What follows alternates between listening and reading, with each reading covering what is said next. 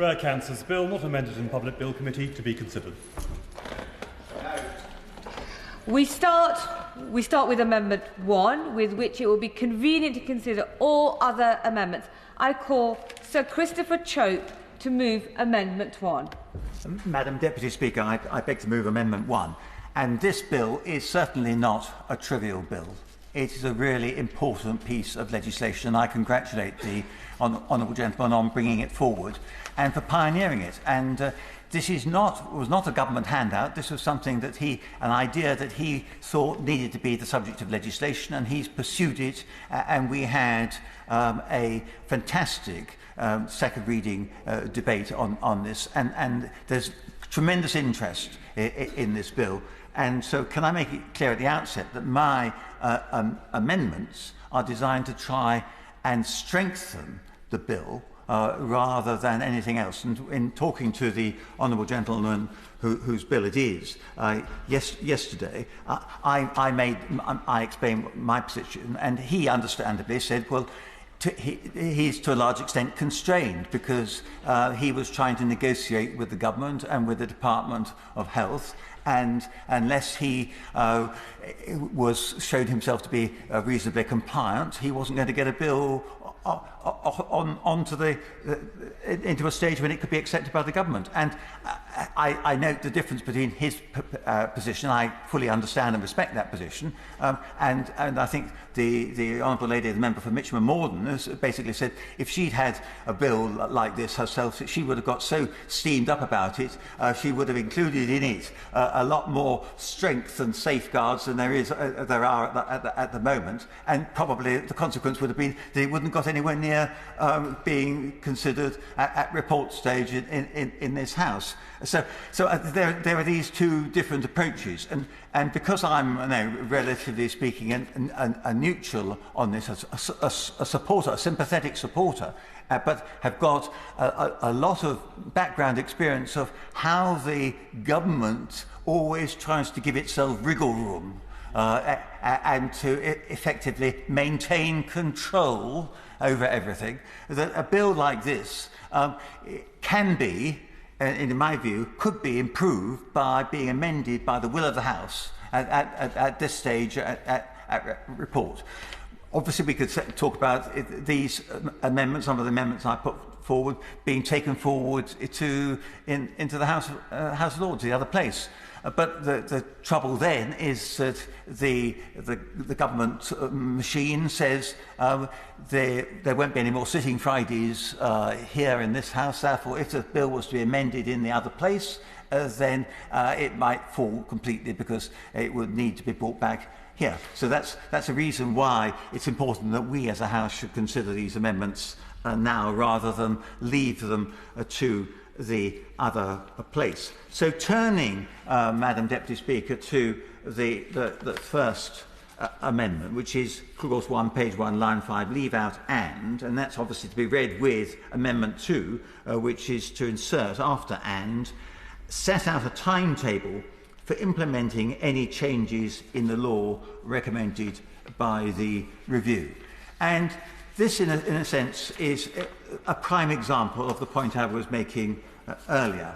We've got a commitment by the government. The Secretary of State must carry out a review of the law relating to marketing authorisations for orphan medicinal products that are for the diagnosis, prevention or treatment of cancer. Great. And prepare and publish a report setting out the conclusions of the review. What's the timescale for that? And what's going to happen after those conclusions are produced? There's no obligation on the government to do anything else. The review and its conclusions can be just left on one side. We in this House are in a position to actually tighten those provisions up and say this is not good enough. There should be a timetable for implementing the changes in the law recommended by the review. And that's the essence of this amendment, or these two amendments. And then looking at another gap which could be exploited by the government, is it says the report must be published before the end of the period of 3 years, beginning with the day on which this Act is passed. Well, why 3 years? I put an amendment in to say 2 years. In respect of both those points, I've had a very helpful email from Diana Jupp from the Pancreatic Cancer Organisation, who writes on behalf of more than 30 charities representing patients affected by rare and less common cancers. And she's commenting on my amendments. I'm just going to talk about her comments in relation to the ones I'm addressing at the moment. She says, in relation to my amendment to add in set out a timetable for implementing any changes in the law recommended by the review, she says, and I quote, "We are keen to push for this change with the department once we reach implementation stage of the bill." But with the greatest of respect to Diana Jupp, we can do this now. This House could actually, instead of leaving it to her and her colleagues to try and pressurise the department later, we in this House have the power to change this legislation in the way that I have suggested, so that there would be a timetable set out for implementing the changes in the law recommended by the review.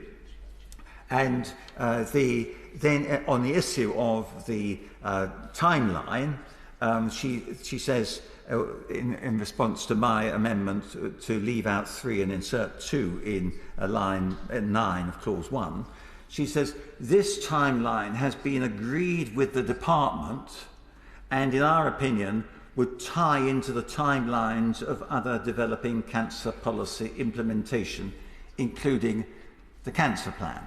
Well, obviously, the most important part of her comment is this timeline has been agreed with the department. Because if this timeline hadn't been agreed with the department and the minister wouldn't have taken the bill forward in this way and agreed to it. But can I, in relation to that timeline, just draw the attention of the House to what is said in the evidence base set out in the impact assessment, because what it says there is that the whole process, is going to take 1 year, because they reckon it's going to cost £130,000, and they set out how many civil servants and full-time equivalents and so on are going to be involved in it. It's going to take 1 year. If it's only going to take 1 year, why are we saying that it needs to have 3 years? That is an example, in my view, of why we need to tighten this bill up. Because if this is a review that's going to be carried out, needs to be carried out, then why don't we get on with it?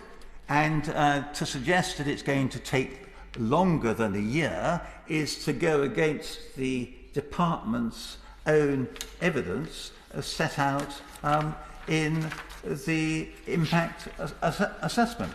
And I'm going to quote directly from that, because it says this is on page 6 of the impact assessment, mandating a government review of the orphan drug regulations. This will place a duty on the government to publish a review which will be a comparison of orphan drug regulations, specifically Part 5 of the Human Medicines Regulations 2012, and international regulatory approaches to supporting the research and development of orphan medicinal products that are for the diagnosis, prevention or treatment of cancers. Since the review is concerned with orphan drug regulations, it is by default covering rare cancers. The findings should be published within 3 years. Well, of course, that's what the bill says. But then on the next page, page 7, paragraph 19, on financial costs, it says, "It is difficult to estimate the resourcing costs required for the orphan drug review, since the exact scope remains to be agreed. However, we estimate the cost to the Department of Health and Social Care to produce and publish a report on orphan drug regulations to incur costs of £14,000 in relation to £140,000 in relation to staff resource. This reflects a cost of 0.3 multiplied by an SCS staff, 1 full-time equivalent grade 6 or grade 7 staff, 0.3 grade 7 staff and 0.5 SEO staff for 1 year. That's what the department, what the government is saying is going to be necessary. Only 1 year. In that case, why is my very generous amendment to limit that from restrict it from 3 years to 2 years, why is that unacceptable to the government? Because there is a history of the dragging of feet in the Department of Health, I'm afraid, and we've heard about that certainly at second reading. But I give the House this specific example as to why, on the government's own evidence, they should be accepting that change from 3 years to 2. And then another of my amendments is to ensure that to leave out in line 7, in particular, in carrying out the review, the Secretary of State must in particular consider regulatory approaches in other countries. And that's more in the form of a probing amendment rather than anything else. Because why do we need to have the words in particular incorporated in this? Because surely the review, it would be much simpler to say the Secretary of State must consider regulatory approaches in other countries. Full stop. Period. But that's not how it is at the moment. So then, turning to Amendment 5, Clause 2, page 2, line 3, I'm suggesting that we should leave out the reference to the Secretary of State. And this is all to do with the definition of what is a rare cancer. The current provision says that the research that the Secretary of State must facilitate or otherwise promote under subsection 1A includes research into cancers that, in the opinion of the Secretary of State, are rare cancers. Why can't we just say that are rare cancers? Indeed, in the same clause in the bill, in clause 2.4, it says in this section, rare cancer means a cancer that affects not more than 1 in 2,000 people in the United Kingdom. That's an issue of fact.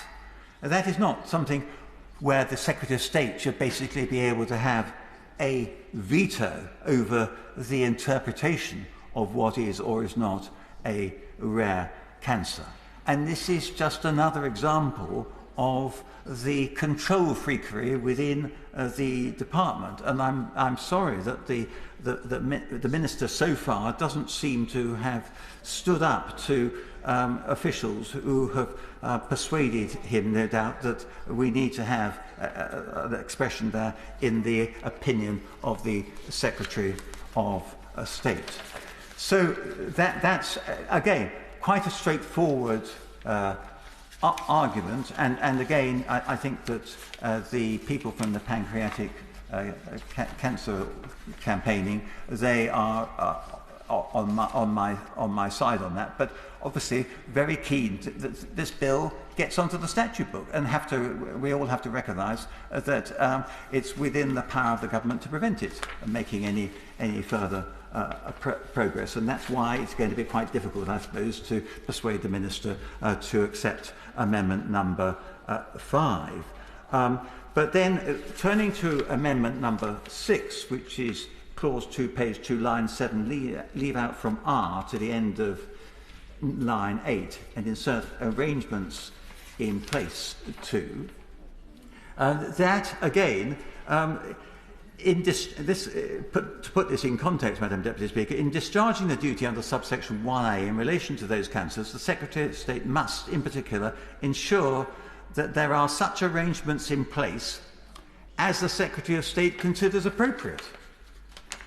So why can't we just say that there are such arrangements in place to enable potential participants in clinical trials, etc., etc.? Why do we need to give a discretion to the Secretary of State to essentially have a veto on whether or not he considers those arrangements are appropriate? It seems to me completely redundant, unnecessary, indeed oppressive, and counter to the expressed wishes of this House in second reading, when there was impatience about the delay and the need to get on with this, and suspicion about the failure of the Department of Health under not just this government but previous governments as well, I'll be first to accept, to actually deal with the crisis involving people who are subject to rare cancers. So that's amendment number 6. And I'm trying to beetle through these quite quickly, Madam Deputy Speaker, so that other people can participate in this important debate. Turning to amendment number 7, clause 2, page 2, line 12, after appointed, insert within the period of 6 months, beginning with the day on which this Act is passed. And again, this is to try and tie down, through legislation, the issue of when we are going to be able to get clinical trials implemented, and looking at line 12. Sorry. So it says here, ensure that this is to do with the research and the requirement that the Secretary of State shall ensure that a person to be known as the National Cancer Specialty Lead for Rare Cancers is appointed. But there is no timescale within which that is to be done. And I'm saying, let's put in 6 months. There's a wider issue here, and that is that actually there's no reason why it can't be done now.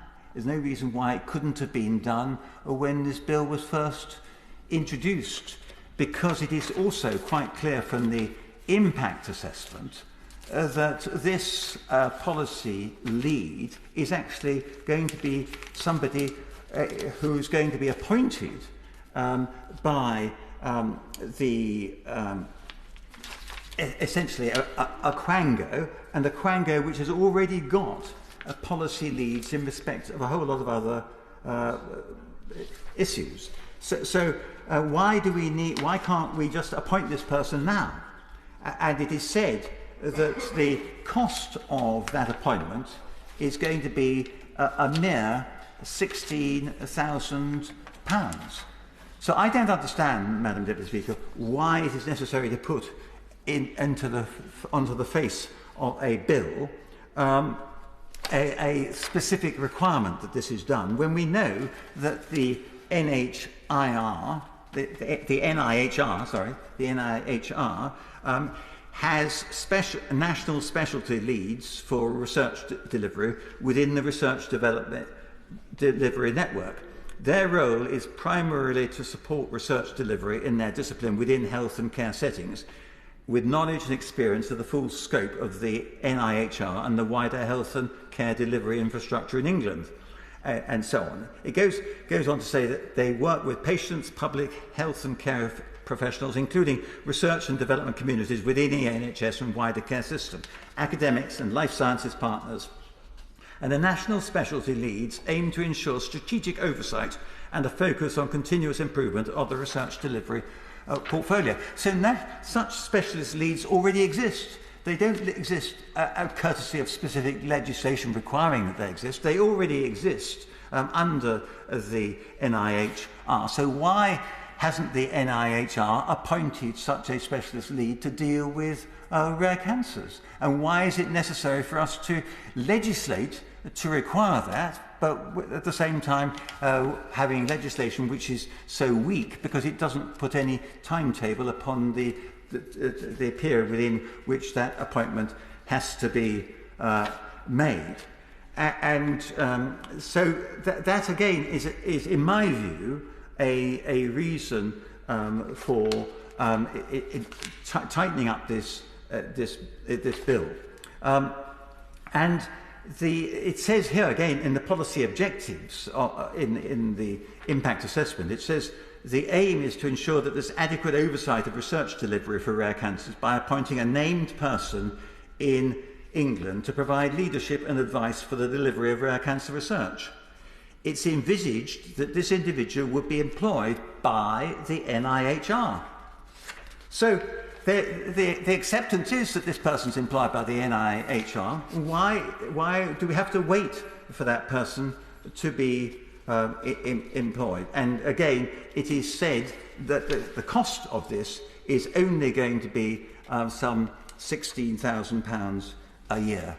So, Madam Deputy Speaker, I'm trying to emphasise the need for proportionality in respect of these amendments.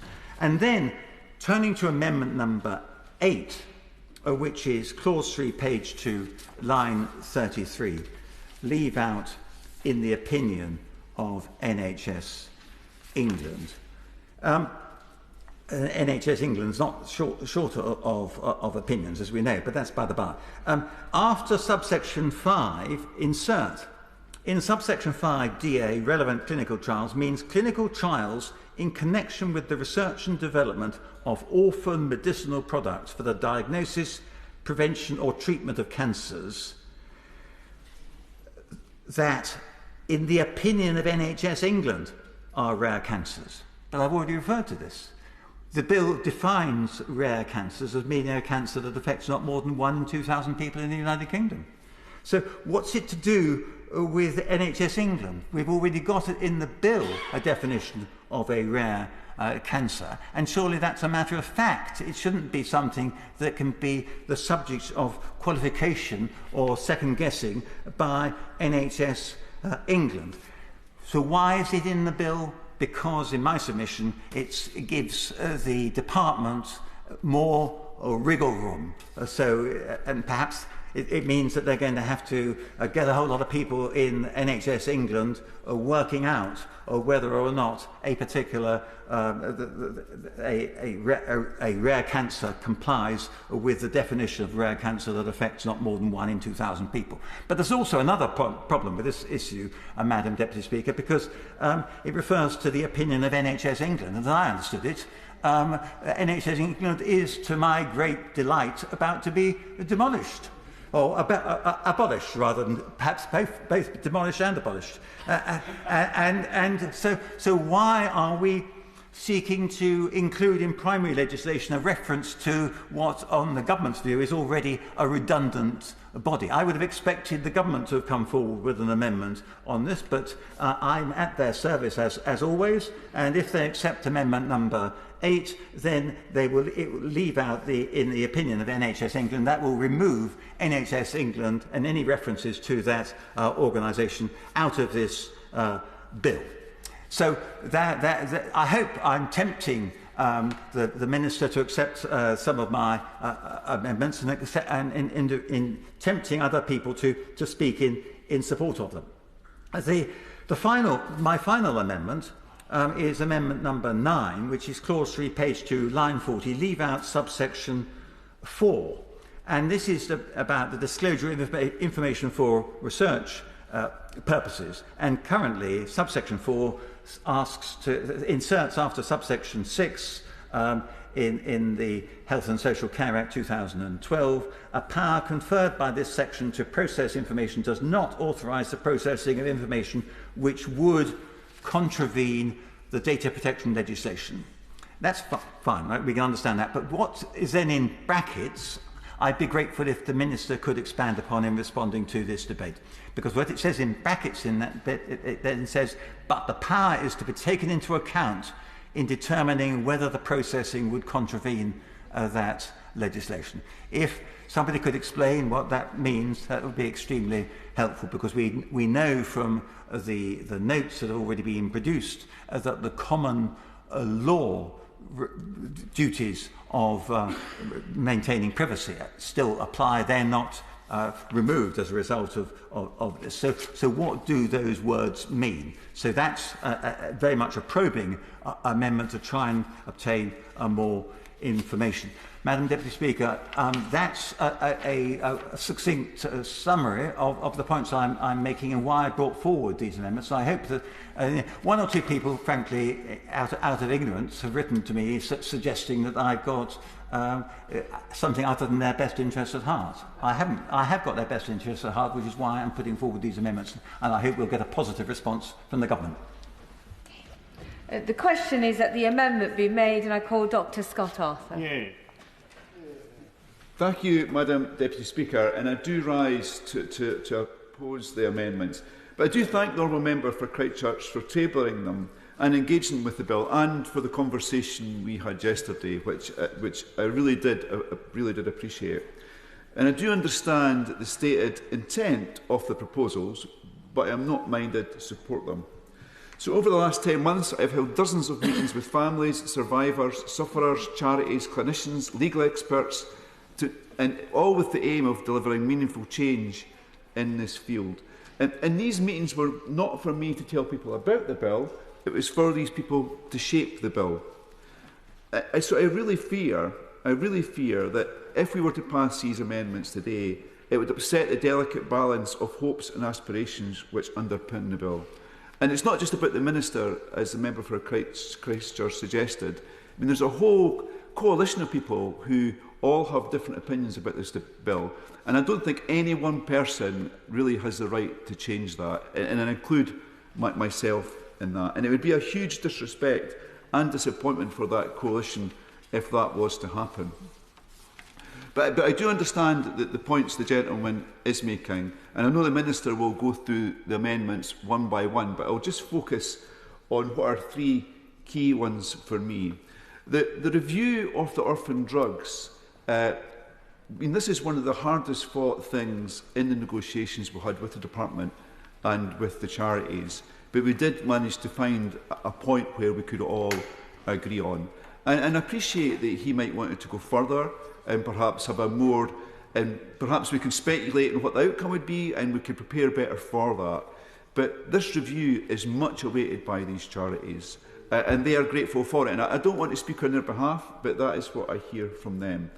I think so that covers Amendments 1 and 2. Amendment 5 touches on the definition of a rare cancer. And this is an aspect of the bill which I haven't spoken about in any great detail at all, so I mean, it is worth just touching on it very slightly here. And the bill does define what a rare cancer is, and it sets that in statute. And it also aligns it with the definition of a rare disease, which is quite useful to simplify that.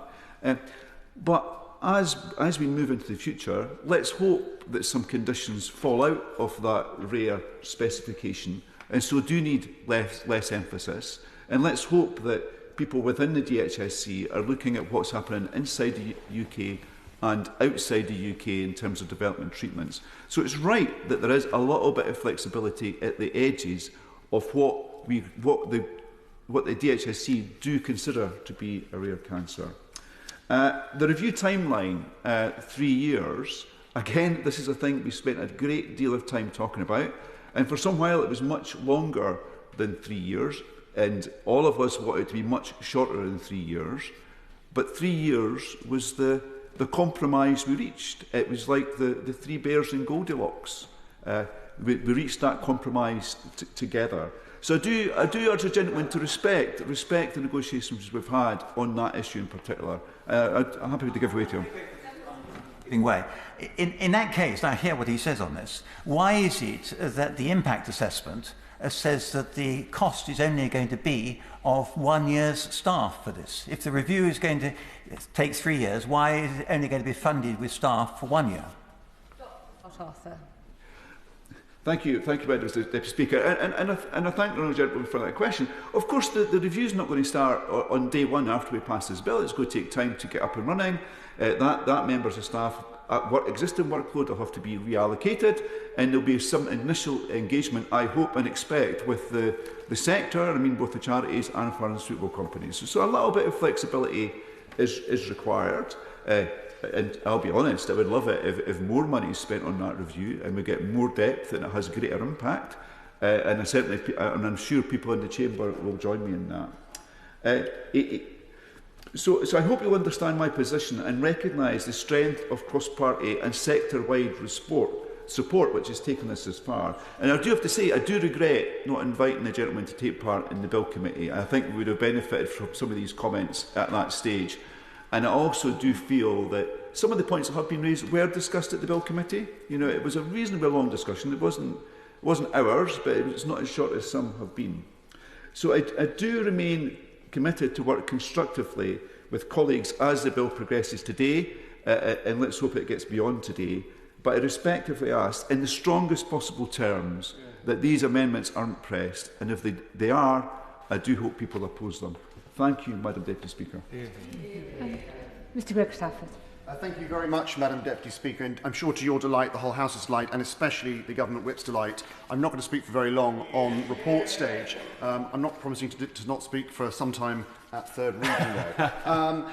Briefly, I want to talk to the amendments in the name of my honourable friend for Christchurch, Amendments 5 and 8. But in starting, I would like to say that I congratulate the honourable member for Edinburgh South West for this bill, and I'm generally supportive of it, and I think it is entirely necessary. Just on those amendments, I think my honourable friend for Christchurch is right. It does concern me that the words opinion of the Secretary of State are included in Clause 2, subsection 2. As my honourable friend for Christchurch has already pointed out, in Section 4, Clause 2, and in Section 3, Clause 3, Section 3, the definition of a rare cancer is set out, and if this bill passes, will become law. And therefore, I think it's a contradiction within this piece of legislation that you can both have an absolute definition of what a rare cancer is, and yet at the same time add some ambiguity in by adding in the opinion of the Secretary of State. And I would ask the Minister to explain how both those things could be true if the Secretary of State decides that there is some other definition of a rare cancer, how that could possibly be in line with the definition that is written into the law. As the honourable member for Edinburgh South West has said, the definitional parts that's been put into this bill, i.e. that it is a cancer that affects not more than 1 in 2,000 people in the United Kingdom, does align it with the UK Rare Diseases Framework, which was published by Lord Bethell in the other place in 2021. And it seems to me that that is an effective and suitable definition. So again, I'd ask the Minister when he rises, does he expect there to be some other definition? And if he doesn't expect that, why it's necessary to have the words opinion of the Secretary of State inserted into parts of this bill? It's also, Madam Deputy Speaker, not even consistent, because Clause 2, subsection 2 talks about the opinion of the Secretary of State, whereas Clause 3, subsection 3 talks about the opinion of NHS England. And as my honourable friend for Christchurch has pointed out, and I agree with him, NHS England is fortunately going to be abolished very soon. And therefore, does that mean that when that does happen, we're going to have to bring in either primary legislation or secondary legislation to delete these words from this bill? Would it not be better if we deleted opinion of NHS England now? And I do ask the Minister, why he won't consider removing it, or at least, if there is some definitional reason why he thinks the Secretary of State might have to change the definition, why it's not consistent between those two clauses. I hope that honourable members see that what myself and certainly on these two amendments, my honourable friend for Christchurch are trying to achieve here, which is essentially to have a clear definition of what a rare cancer is, and to make sure there is no ambiguity in that definition, and if there is to be ambiguity, at least make the body or authority that's going to make that change consistent within the legislation. I call the Shadow Minister, Dr. Luke Evans.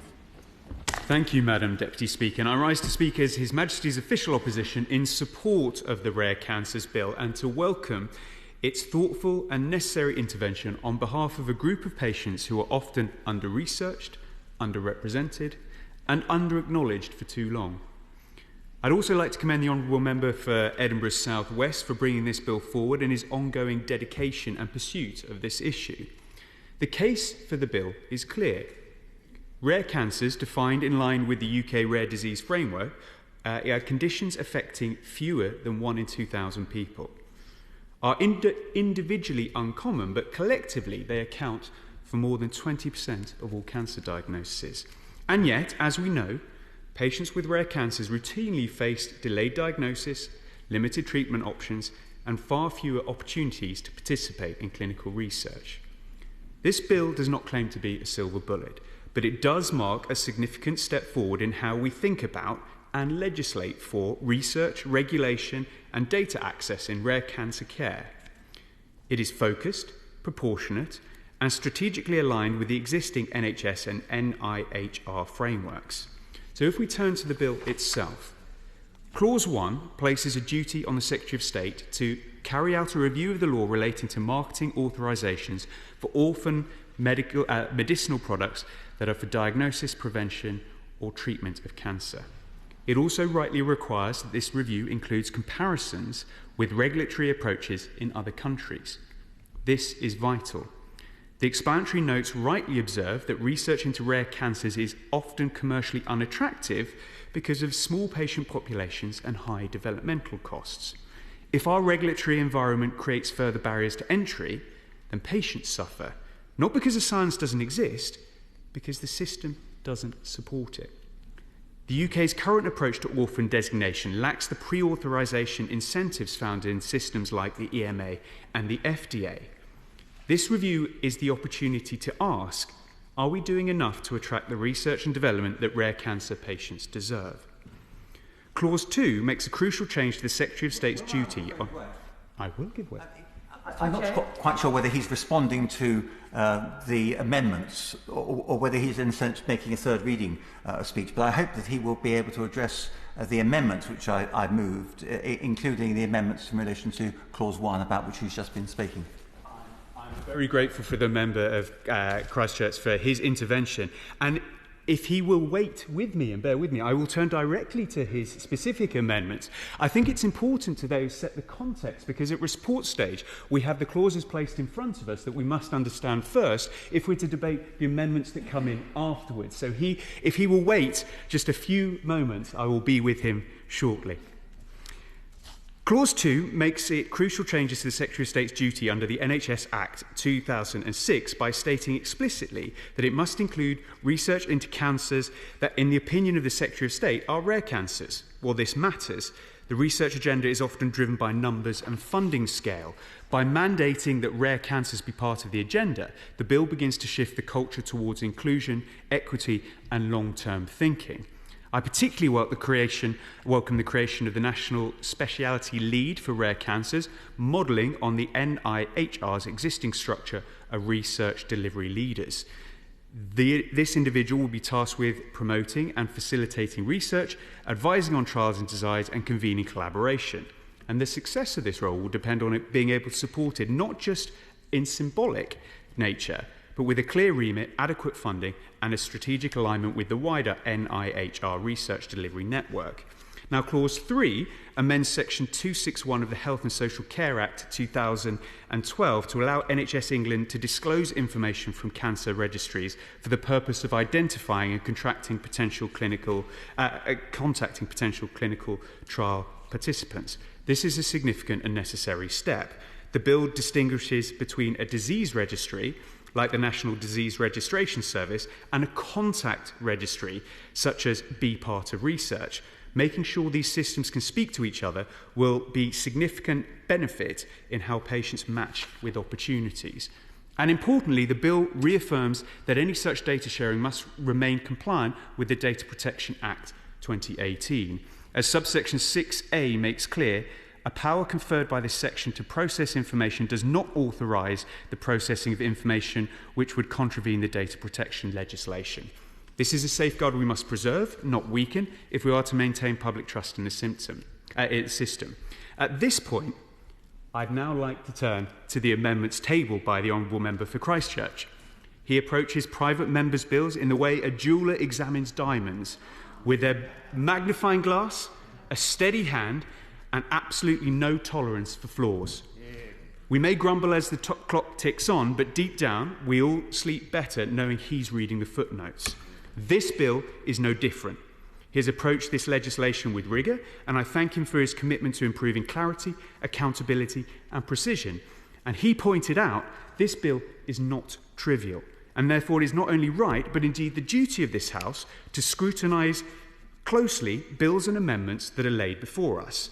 To that end, several of these amendments aim to tighten the bill's drafting or introduce firmer deadlines. For example, Amendment 4 would reduce the time frame for Clause 1 review from 3 years to 2. Amendment 2 would require the Secretary of State to set out a timetable for implementing any changes in the law recommended by the review. While I understand the concerns that the reviews can drift, the current 3-year period does reflect the complexity of the subject. This is a UK-wide review of the Human Medicines Regulation 2012, including benchmarking against other jurisdictions and engagements of multiple agencies. Compressing that timeline may actually jeopardise the depth or quality of the analysis. Likewise, a statutory timetable for implementing could constrain the government prematurely before the review's conclusions are even known. Of course. I'm very grateful, and I'm very grateful to the unprompted comments that my honourable friend has made. But dealing with that point, he will know that there's only funding. It is said that there's funding sufficient to start this for 1 year. If there's only funding for 1 year, why does it take 3 years?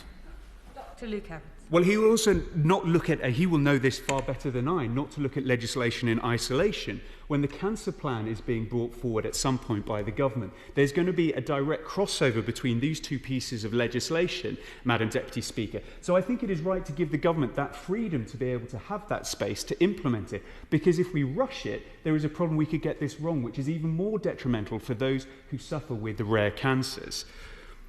Now, other amendments address definitions and discretion. For example, Amendment 5 removes in the opinion of the Secretary of State from the definition of rare cancer, and Amendment 8 removes similar wording relating to the NHS England's discretion. At first glance, these may seem like matters of tidy drafting, but retaining that discretion, I believe, is important, especially in rare cancers. Prevalence data can be uncertain or lagging. Flexibility allows for expert judgments for those edge cases where rigid definitions from unintentionally excluded patients from trials or research that could actually benefit from them. Top that with the concerns about the simple definition. We're still exploring the difference between, for example, precancerous and cancerous cells. If you go for a smear, that's what you're told. This is a new area that we're looking at. Who knows what will come up in the future, and simply defining it on lagging prevalence data is a risk. And therefore, I believe it's right that the government and indeed the Secretary of State at the time would be able to direct one way or another and have that discretion. However, there is a rightly posed question that I would be grateful for the government to answer on who or what will fill the role when it comes to the abolition of NHS England. It isn't clear exactly what that would look like. This is a question I know the Minister sat opposite me has heard me repeat to him several times when it comes to the mental health bill and many other areas. And it is a question this House should rightly ask: who is responsible for what, when and why? That said, Amendment 7, with the proposed national speciality lead to be appointed within 6 months of royal assent, does deserve serious considerations. Patients have waited long enough. If the government is confident this post can be established promptly and resourced effectively, then I would welcome that the ambition being stated today could be stated directly at the dispatch box. Finally, I must express concern about Amendment 9, which proposes to remove the data protection safeguard of Clause 3, subsection 4. While this provision may be declaratory in reaffirming existing legal obligations, it nonetheless offers clarity and reassurance. In an area as sensitive as health data, this clarity matters. Its removal could cause unnecessary concern, even if the underlying law remains unchanged. So in conclusion, Madam Deputy Speaker, this bill is not grandstanding. It is modest in financial cost, careful in its drafting, and realistic in its scope. But its impact could be significant. For patients living with rare cancer and clinicians and researchers striving to support them, the bill offers real hope. Hope for faster access to innovation, hope for more inclusive research, and hope for a regulatory system that works for the many, not just the majority. Every patient matters, whether they are 1 in 2 or 1 in 2,000. As stated at second reading and in the committee bill, the Bill Committee, we support this bill as it goes forward. And I thank the Chamber today for that chance to approve it. I call the Minister, Minister Stephen Kinnock. Thank you very much indeed, Madam Deputy Speaker, and I'm very, very grateful indeed to my friend, my honourable friend, the member for Edinburgh South West, for bringing this bill before the House today, and I congratulate him on getting it to its report stage. Amendment 1 allows Amendment 2 to be inserted into the bill. Amendment 2 would require the Secretary of State, having carried out the review described in Clause 1, to set out a timetable for implementing changes to the law recommended by the review. However, it would not be appropriate to presume the outcome of the review of orphan drug regulations that is outlined in Clause 1. Amendment 2 presupposes that the review will recommend changing the law, and also that there are changes the Secretary of State would be willing to support following a legal consultation, which is not considered appropriate at this stage. Amendment 3 is unnecessarily restrictive, introducing wording that confines the review unnecessarily. And we want to ensure that a thorough review is conducted. My colleague, the Minister of State for Health, will be working with her officials to ensure that that happens. Regarding Amendment 4, the 3-year timeframe to prepare and publish this review and the necessary resourcing requirements have been discussed with officials in my department and at the Medicines and Healthcare Products Regulatory Agency, the MHRA. I'd like to remind members that text in the bill reflects the statutory deadline, but we will endeavour to publish a report ahead of the 3-year timeframe, which has been put forward to be consistent with the MHRA's overall work plan. Now I will speak to Amendment 5. There are different definitions for a rare cancer, and we worked with my honourable friend for Edinburgh South West to agree the definition in the bill as one affecting not more than 1 in 2,000 people in the UK. However, a level of discretion for the Secretary of State is required in the bill over what falls within that definition, since the facts underlying and the data on diagnoses is constantly changing. This amendment would make it difficult to implement the clause in practical and operational terms. Amendment 6 removes the ability of the Secretary of State to exercise discretion as to how this duty would be discharged. This is not considered appropriate since it makes the operation of Clause 2 less workable in practice and would lack the government's assessment of what in all the circumstances would be the most appropriate manner of implementation. Amendment 7 would introduce a specific time frame, just 6 months, to allow the appointment of the speciality lead. While I agree that we will need to appoint the specialty lead promptly, introducing a statutory time frame is not considered workable for practical reasons. There could be unforeseen delays, for example with recruitment processes, that might delay the appointment beyond 6 months. Looking now to Amendment 8. As mentioned previously, there are different definitions for a rare cancer. This is because the data on cancer diagnoses is constantly changing, and decisions on whether the criteria for a rare cancer is met will inevitably involve an element of judgment. An Amendment 8 would make it difficult to implement the clause in practical and operational terms. Finally, moving now to Amendment 9. It is essential that information relating to people's health and care is shared appropriately, lawfully, and in line with their reasonable expectations. Amendment 9 would remove provision confirming that any sharing of information pursuant to the powers created by the bill and under NHS England's existing powers must be in accordance with data protection legislation. This includes compliance with key principles such as lawfulness and fairness. This layer of assurance is essential for patients' protection, and Clause 3 is a standard provision which makes this explicit. It is for these reasons that I ask the Honourable Member to withdraw all 9 of his amendments. Thank you, Madam Deputy Speaker. Mr Chope, your Amendment 1, is it your pleasure that Amendment 1 be withdrawn or pushed? On to the debate, Madam Deputy Speaker. Very briefly, because I was basically asking about Amendment 1 being pushed or withdrawn. If you could just alert me to that, that would be very useful. Okay. Can I briefly respond to this debate, and in so doing thank my honourable friend on the front bench and my honourable friend for Farnham and Borden for their contributions, and also say that I tried to listen to what the Minister was going to say in response to the points about NHS England. I didn't quite hear the expression NHS England come from between his lips, and I wonder whether that was an oversight. It's been left out of his brief deliberately by officials from NHS England, or what. But Amendment 8 specifically deals with NHS England. My honourable friend on the front bench referred to it, and does the reluctance of the Minister to intervene at this stage show that he is in denial about the policy in relation to NHS England? I presume, Madam Deputy Speaker, that he is in such denial.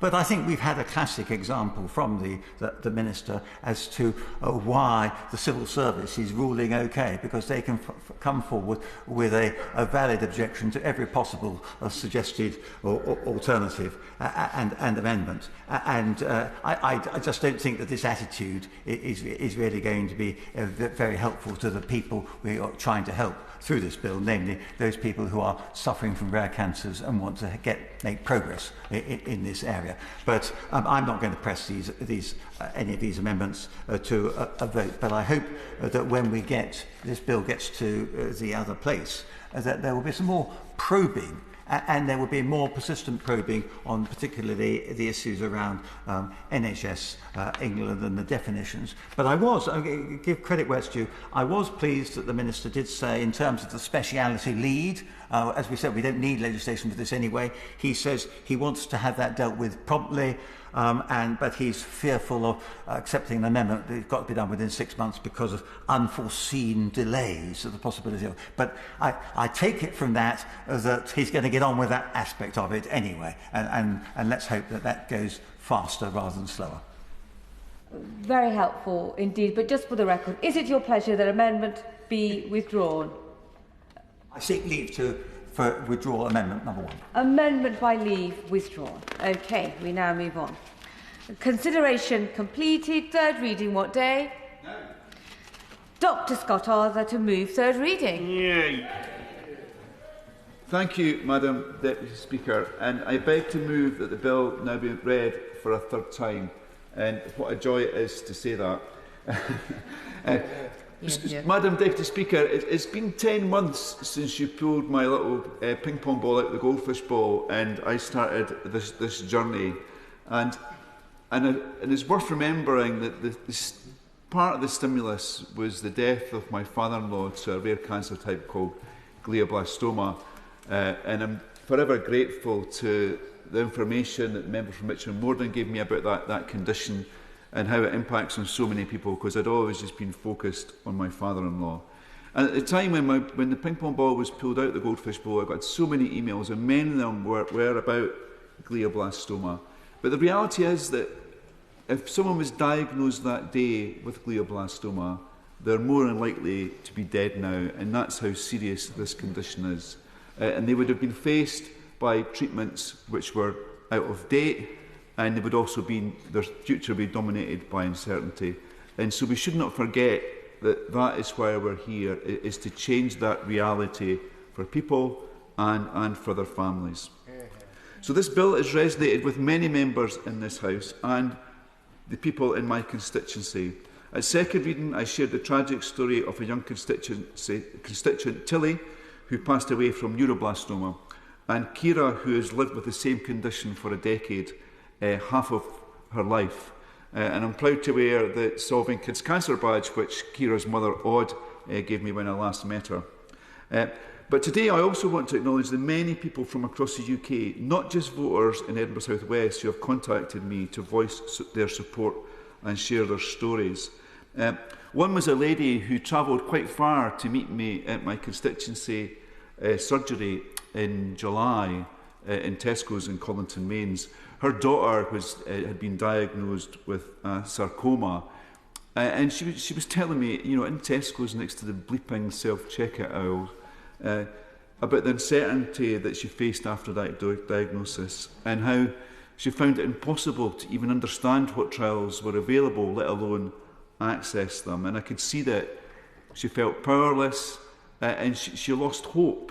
And another reason she was in Edinburgh, perhaps the most important reason, was she was meeting her ex-husband to scatter her daughter's ashes in a local park. So quite incredible what's happening with people who face these conditions.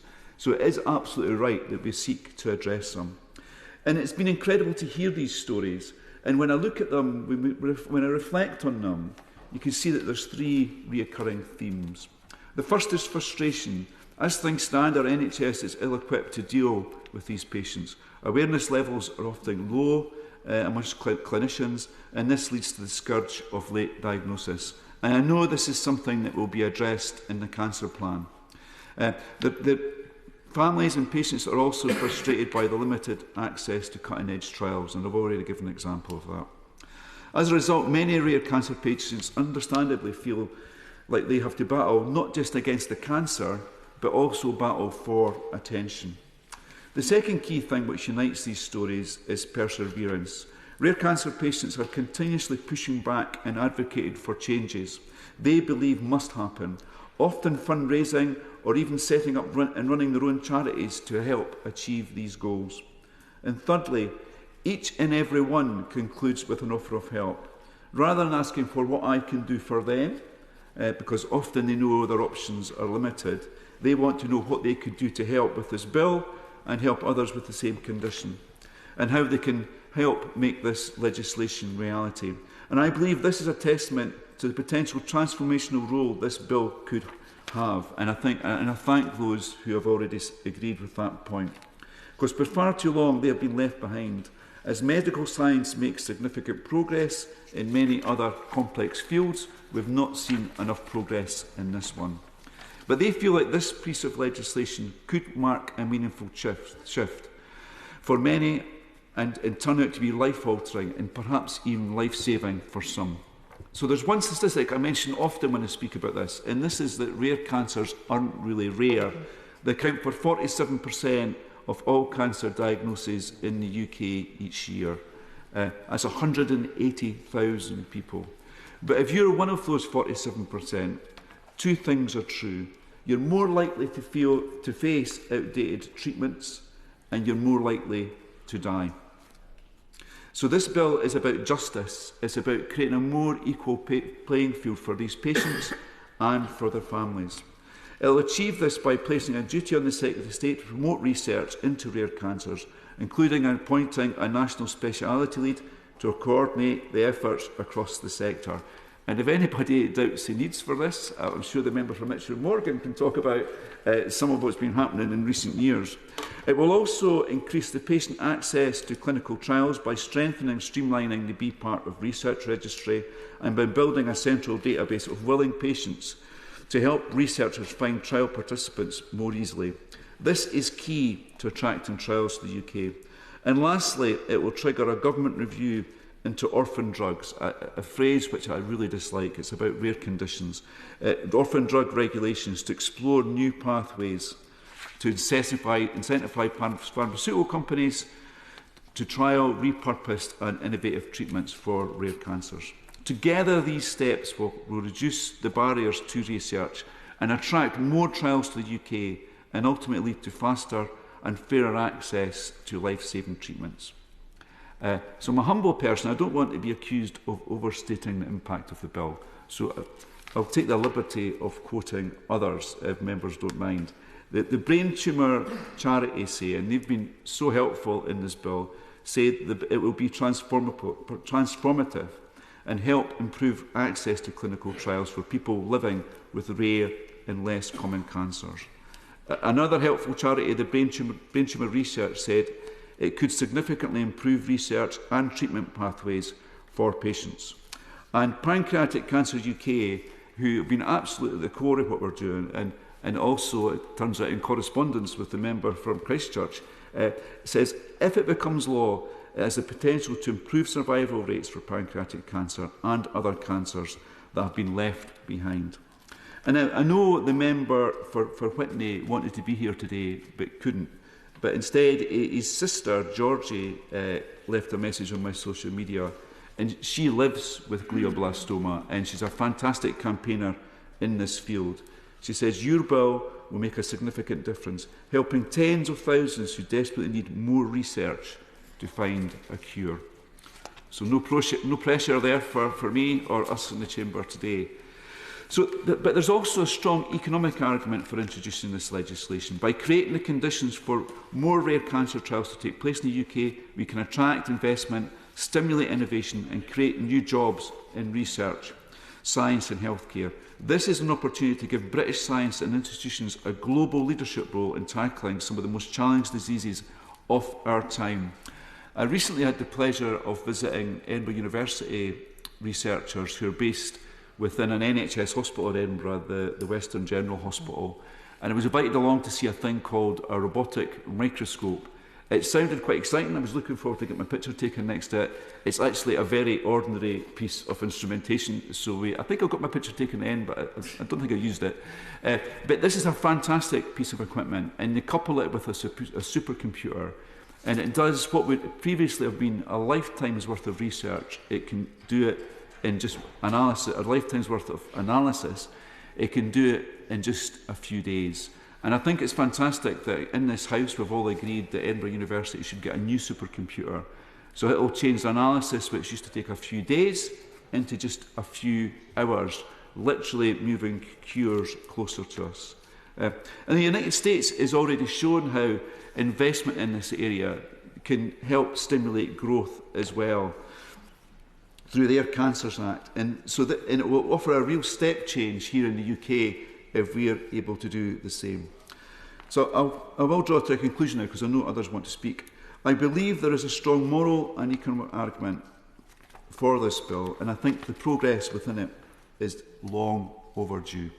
Thank you, Madam Deputy Speaker. The question is that the bill be now read a third time, and I call Mr Gregory Stafford.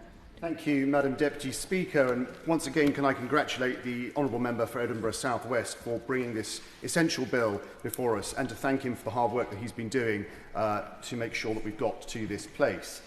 Madam Deputy Speaker, as I've said many times in this House, early detection saves lives, but without meaningful progress in research, we will fall behind other countries making major advances in cancer care.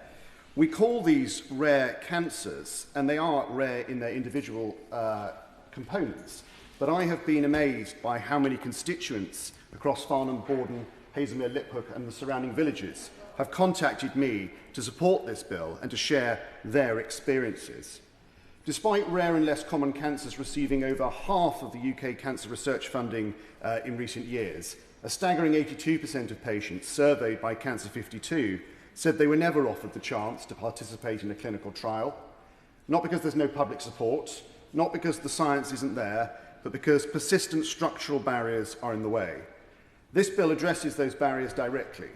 If enacted, the Rare Cancers Bill will appoint a national specialty lead for rare cancers within government, creating accountability, facilitating research collaboration, and embedding coordination across NHS England, whilst it still exists, the NIHR and cancer alliances. Secondly, it would mandate a review of the UK's orphan drug regulations, aligning incentives such as marketing exclusivity and reduced regulatory fees with international best practice. And thirdly, it will adapt the NIHR's Be Part of Research platform to create a dedicated proactive registry that directly links patients with relevant clinical trials. Let us be clear, this bill aims to deploy smarter systems, harness the power of artificial intelligence, expand fair access to treatment, end the postcode lottery, and ensure every patient, no matter the type of cancer, has the opportunity to benefit from research and high-quality personalised care. And let us also be clear about the need. Rare and less common cancers account for 47% of all UK cancer diagnoses, yet are responsible for 55% of all cancer deaths. That means more than half of those dying from cancer in this country are doing so from conditions that receive disproportionately less investment, less attention, and less hope.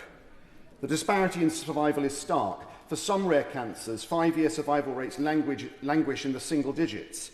Only 16% of people diagnosed with cancers of the pancreas, brain, esophagus, liver, or stomach survive beyond 5 years.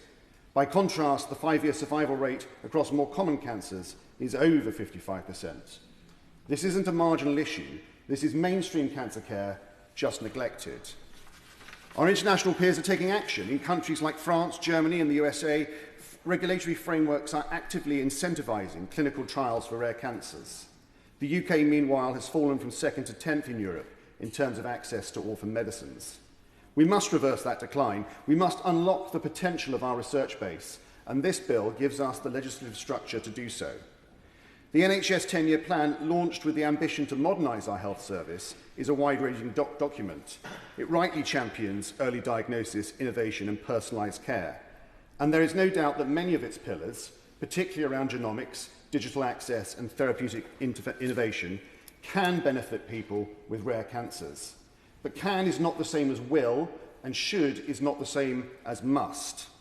The plan sets out a national goal to diagnose 75% of all cancers at stage 1 or 2 by 2028.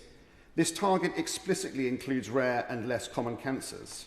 It is an important and necessary ambition. But as campaigners have rightly pointed out, without specific structural action on rare cancers, we will not hit that target. And worse, we will leave some of the most vulnerable patients behind.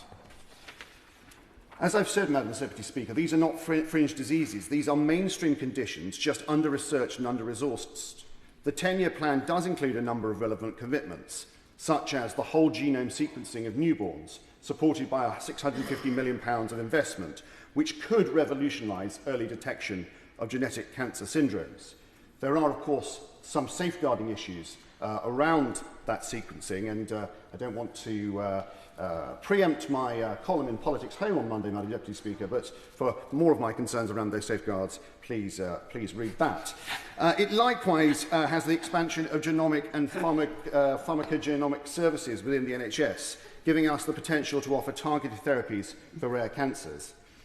And it has a pipeline for advanced therapy medicinal products, including CAR T-cell treatments, already being rolled out for certain rare blood cancers. And it streamlines the regulatory pathways through a proposed innovator passport to bring treatments to patients faster. These are steps in the right direction, Madam Deputy Speaker, but let me be frank, the plan does not go far enough for people with rare cancers. There is no dedicated rare cancer task force, despite repeated calls from Cancer 52, Sarcoma UK and the Brain Tumour Charity. And there is no specific ring-fence funding for rare cancer services, despite the complex multidisciplinary care these conditions require. And there's no rare cancer-specific training pathways or fellowships, despite clear evidence from clinicians that a lack of expertise is hampering outcomes. The England Rare Diseases Action Plan, published alongside the NHS strategy, takes some welcome steps in terms of collaborative networks and data integration. But again, rare cancers are folded into a general framework rather than given the targeted attention they so desperately need. I will. The honourable member for giving way. I'm here today on behalf of my young constituent Imogen and all young people facing tongue cancer. It's a rare cancer with a frightening and disabling treatment options. And on behalf of my constituent Ros, who lost her mother to pancreatic cancer just 24 hours after diagnosis. Does the honourable member agree with me that this House should be united in its support for the practical targeted reforms to advance rare cancer research, which are supported by more than 30 expert charity partners and which so many of our constituents desperately want to see passed into law? I thank the honourable member for her intervention, and she's absolutely right. This, I hope, has cross-party support across the House, and as she's pointed out, a significant number of charities across the country are hoping this bill passes today, and I likewise do so. And that brings me nicely on to what Jane Lyons, the Chief Executive of Cancer 52, has said. She said, and I quote, "Rare and less common cancers make up a massive part of the cancer burden in this country. They need proper structural attention, not just well-meaning inclusion in generic plans." And she's right, Madam Deputy Speaker. We need dedicated leadership, a single accountable individual or office for rare cancer research and care. We need smarter data platforms like the Adapted Be Part of Research system proposed in the Rare Cancers Bill.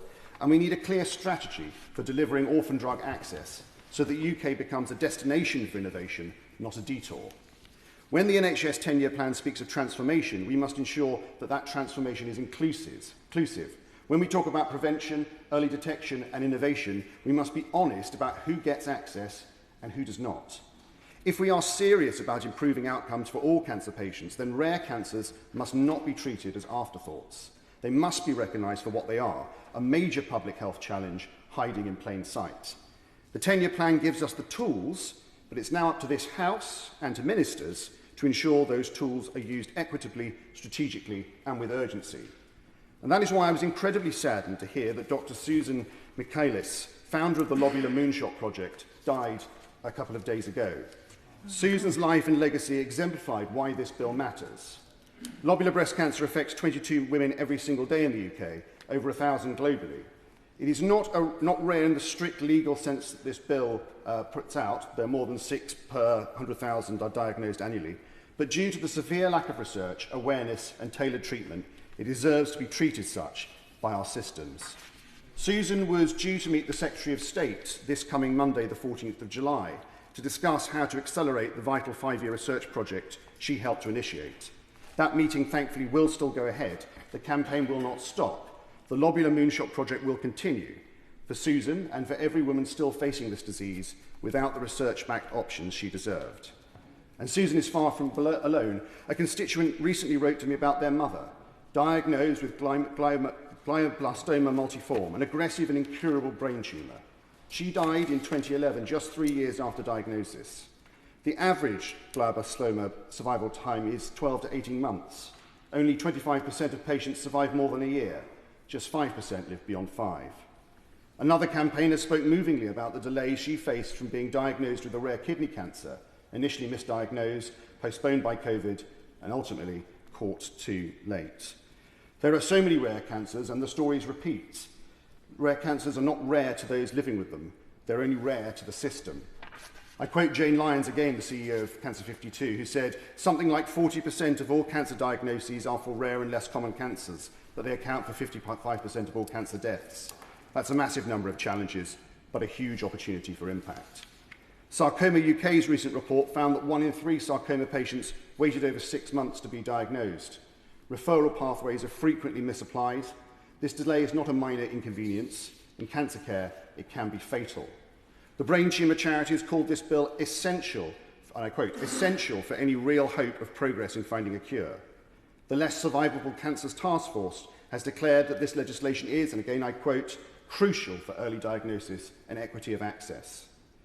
The Urostomy Association in their Rare Cancers Manifesto calls for urgent structural change to improve data, screening and outcomes.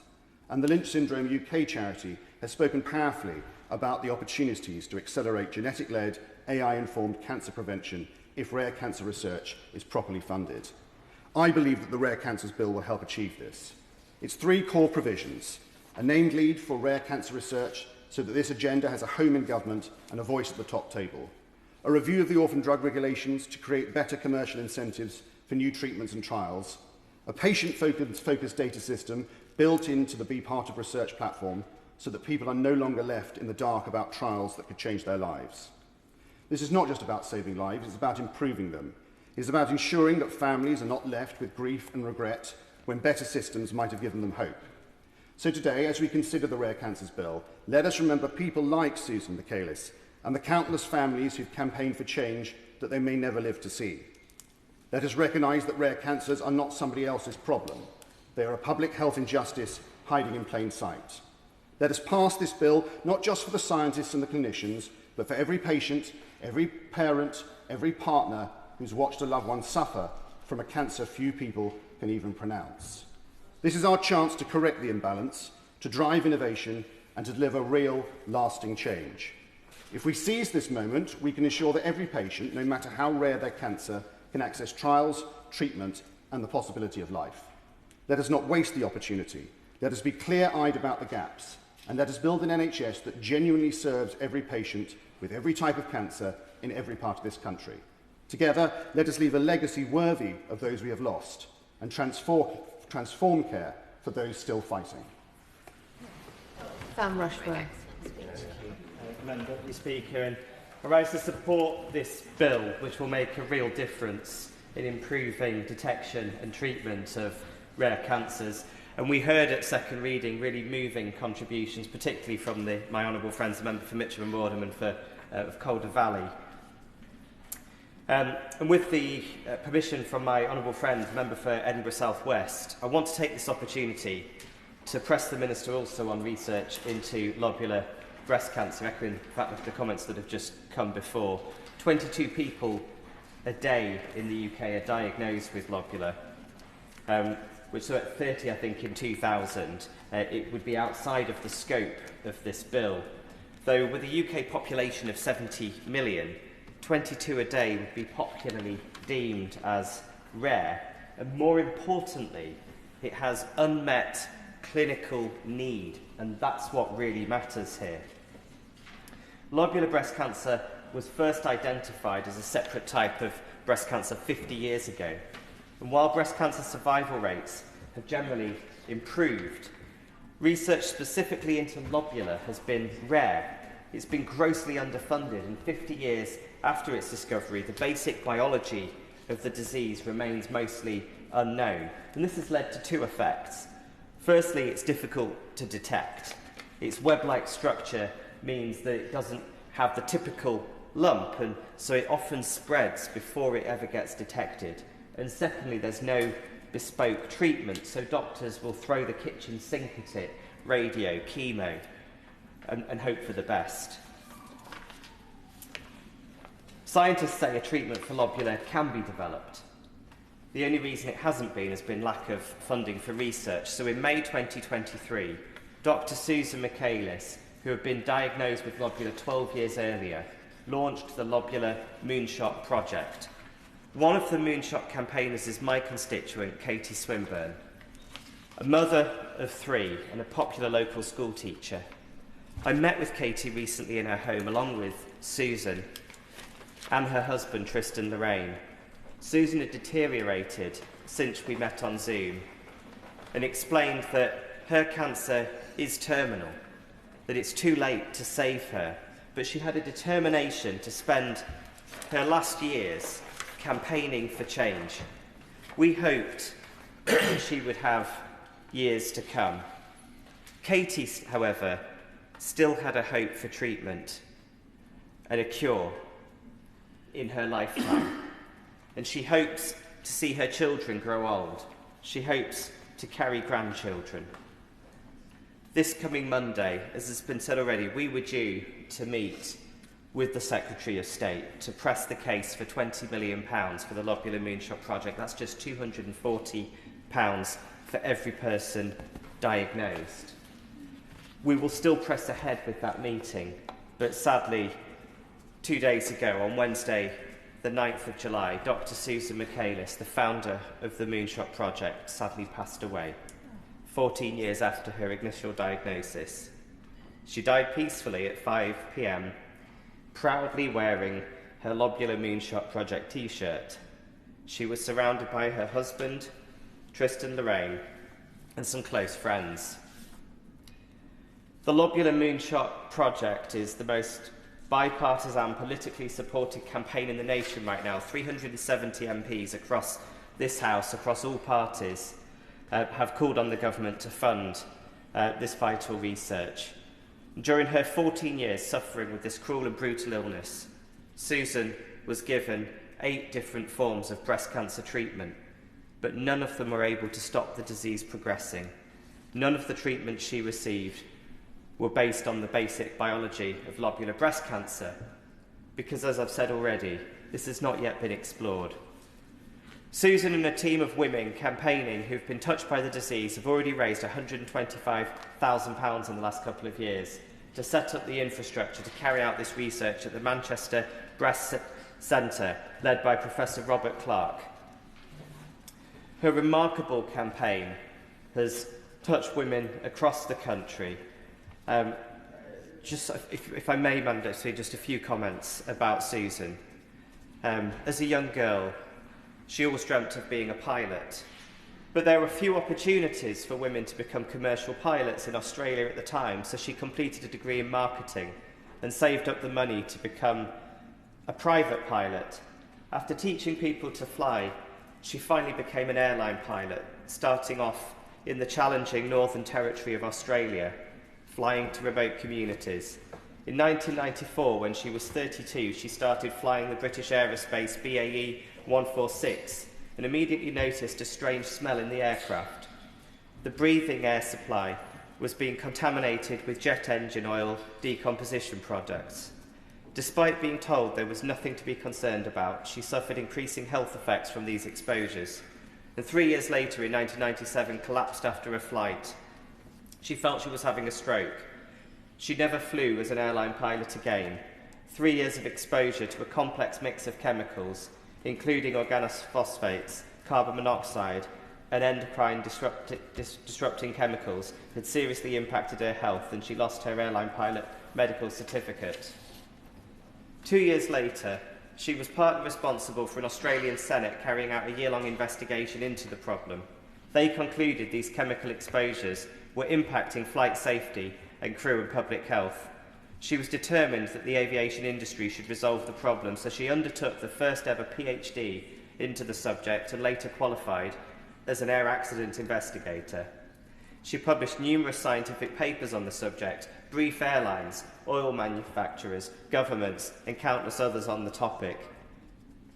In 2007, 10 years after her first flight as an airline pilot, Australian Senator O'Brien revealed a secret agreement between British Aerospace, the aircraft engine manufacturer, and 2 Australian airlines, in which a large sum of money and aircraft parts were given in a settlement for problems relating to oil contaminating the breathing air supply on the aircraft model she flew.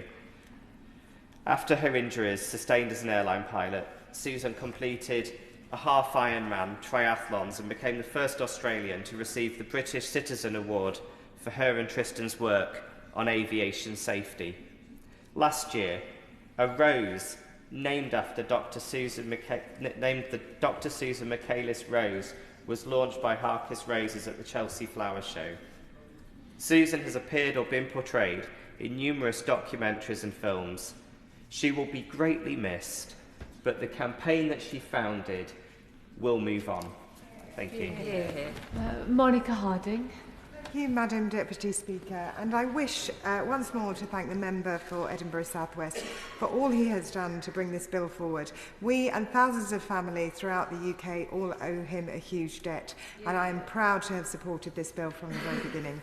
I also want to pay tribute to the ongoing work of the member for Mitcham and Morden, whose inspirational advocacy has set the example on these issues, particularly for new MPs like me, on how to do it.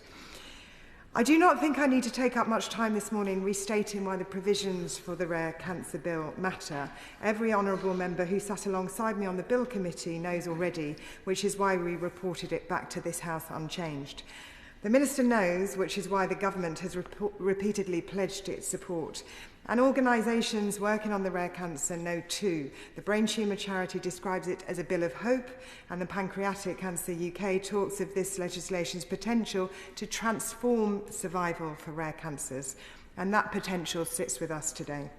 The Rare Cancers Bill takes concrete and common sense steps to facilitate research into rare cancers, to improve the speed and quality of necessary clinical trials, and to help get orphan drugs, medicines often neglected because they target uncommon conditions, to those patients who so desperately need them. So I urge the House to advance the bill and ensure these provisions become law as rapidly as possible. So much depends on getting this one right, and to that end I'd like to briefly remind the House what exactly is at stake today for families throughout this country, including my own. When I spoke at the second reading, I told the story of Group Captain Pip Harding, my brother-in-law, who was diagnosed with an aggressive stage 4 glioblastoma in February 2024. Madam Deputy Speaker, his prognosis was such that he should not be here today. Pip is married, he has 5 children, and he has served in the Royal Air Force in the Indo-Pacific, in Afghanistan and in Iraq, and I am immensely proud of him, but not least his battle against this devastating diagnosis. His family, friends and those who love Pip rallied around him, and more than 600 of them set up a GoFundMe page to cover the cost of an experimental cancer treatment, oncothermia, which uses radio frequencies to target and treat malignant cancer cells. I'm happier than I can say to be able to tell the House that Pip is alive and well, and the tumour has shrunk from 7 centimetres to less than 1 centimetre as a result of that treatment. And for Pip's loved ones, of course, this means the world, and oncothermia is winning it for him. This means that there is more time, of course, for his family, but more time for more treatments to come online to get his health back. I will give way. That her brother-in-law is still well and that the tumour has shrunk. But I just wanted to say to the House and to all members, Madam Deputy Speaker, that machine campaigned for and fundraised for by my late sister is currently situated in a private hospital in London because it would get nowhere near an NHS hospital. And that is the tragedy of the circumstances that we find ourselves in, that our system is so restrictive we cannot look for new innovations within our NHS. Thank the Honourable Member for all her advocacy on this, and she makes such an important point that was made previously as well. Rare cancers are not rare for the victims and their families, and this is why we need to bring treatments like this into the NHS so that they are available for all, and not just for those who set up GoFundMe pages winning tens of thousands of pounds. And I want to just use Pip's words for the House today on glioblastoma. And he says this is a very sad disease of which the cause is unknown and seems to randomly strike individuals. It would be just amazing if the policy to support these people was changed by this vote. And I'm personally so grateful to everyone who is so kindly driving this forward. His successful story and the challenge of accessing oncothermia underscore equally the importance of this legislation. In some, innovative new treatments for rare cancers must be brought to patients as fast as possible. And my constituents in Esher and Walton, particularly those whose lives have been scarred by cancer, also feel this very deeply. In the last few days, many have written to me about today's legislation, sharing with me why its success matters so much to them. One told me of his very young son, diagnosed last year with a rare brain tumour. About this has turned their lives upside down. One told me about his own battle with brain cancer, both the excellent level of care he has received within the NHS, but the fundamentally limited treatment options available to him based on the current state of research and drug development and marketing. Another constituent whose daughter has glioblastoma offered me an important reminder about our work today, that every important issue or gain has to be fought over fiercely before anything is achieved, and they are absolutely right. And I want to take this opportunity to highlight some others who have fought and for whom this bill is vitally important. My constituent, Kate Ford, has been campaigning for the Lobular Moonshot project since she herself was diagnosed with lobular breast cancer 2 years ago.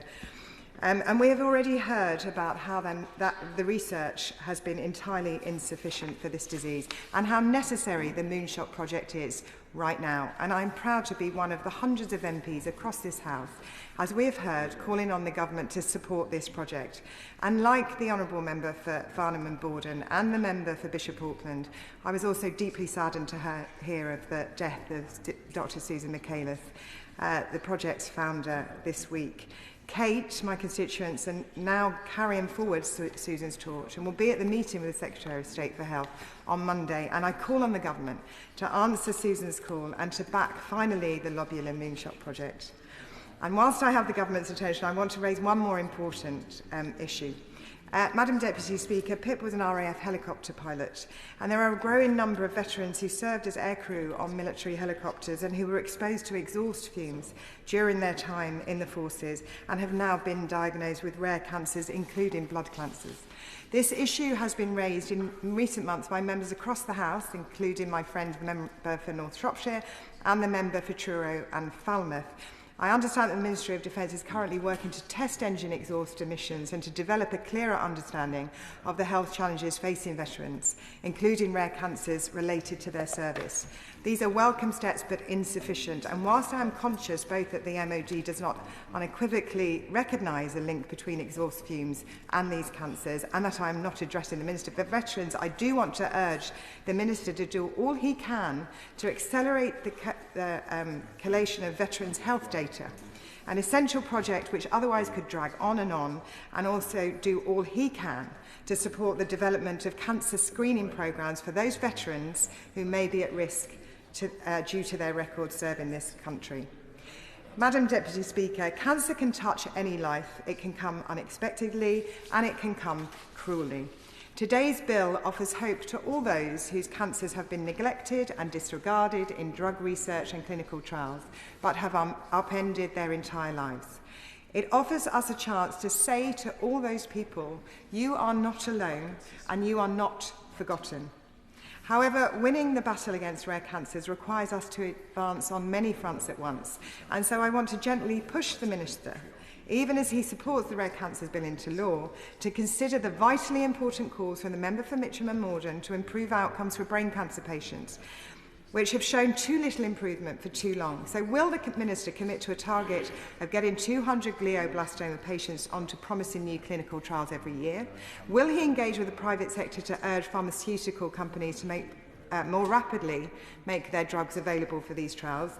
Will he consider mandating training in brain cancer specific oncology for all doctors seeking to become medical oncologists? And will he ensure that all neuro-oncology multidisciplinary teams have, as a core member, a medical oncologist able to contribute their expertise to a patient's care? Finally, even as we advance this bill today, we must not lose sight of the need to do far better by cancer patients, rare or not. And one of the most reassuring aspects of this bill has been its cross-party support. But while I am here, I do want to ask the Minister whether he will listen to the Liberal Democrat calls and turn the current target of starting treatment within 62 days of an urgent cancer referral into an ironclad guarantee. And will he also consider our call to expand the capacity of the medicines and healthcare products regulatory agencies' capacity as another way of ensuring innovative drugs are not snarled up in red tape and reach patients faster? There is much work left to do, but today's legislation is a real step in the right direction. And I take note of the Honourable Member for Edinburgh South West on his humbleness. So I will speak, if I may, on the reach of this bill and his work. Because good politics changes lives, and the best politics saves lives. All of us here are in this place are committed to do that. And I'm proud to support this bill, and I urge members to vote today for all those lives that this could help to save and those families whose lives it will change. Thank you. Amanda Hack. Thank you, Madam Deputy Speaker. I thank the Honourable Member for Edinburgh South West for his tireless work on this bill. If you get the opportunity to listen to a podcast he did a few weeks ago, I think it's well worth listening to, really insightful. He offers the opportunity to address the deep inequalities faced by people diagnosed with rare and common cancers. And this is in fact the second debate of the week that I've attended on rare cancers. As already mentioned by the member for Esher and Walton, I had the pleasure of sitting alongside the member for Truro and Falmouth in her debate on myeloma, a rare blood cancer that affects just a few thousand people a year in the UK. However, there's that concern of that link with flying helicopters in the military. As we've already heard, around 180,000 people are diagnosed with a rare or less common cancer. Last year, one of those was my constituent, and he will be the basis of my speech today, Isaac Wilton. I had the pleasure of meeting Isaac last year. He was diagnosed with a grade 4 glioblastoma, brain tumour at just 21. He'd had a seizure during a workout at the gym. His sister Harriet set up a fundraiser to pay for immunotherapy, and within the first 6 days they'd raised £144,000. Isaac and his family have organised various events to support the cause, including charitable football matches and community events. Last October, family and friends joined Isaac to walk from Leicester City Football Club to Culver Clock Tower. Quite an extraordinary feat, and cover 13 miles. The campaign is now an incredible £193,000, just shy of their £200,000 goal to pay for Isaac's treatment.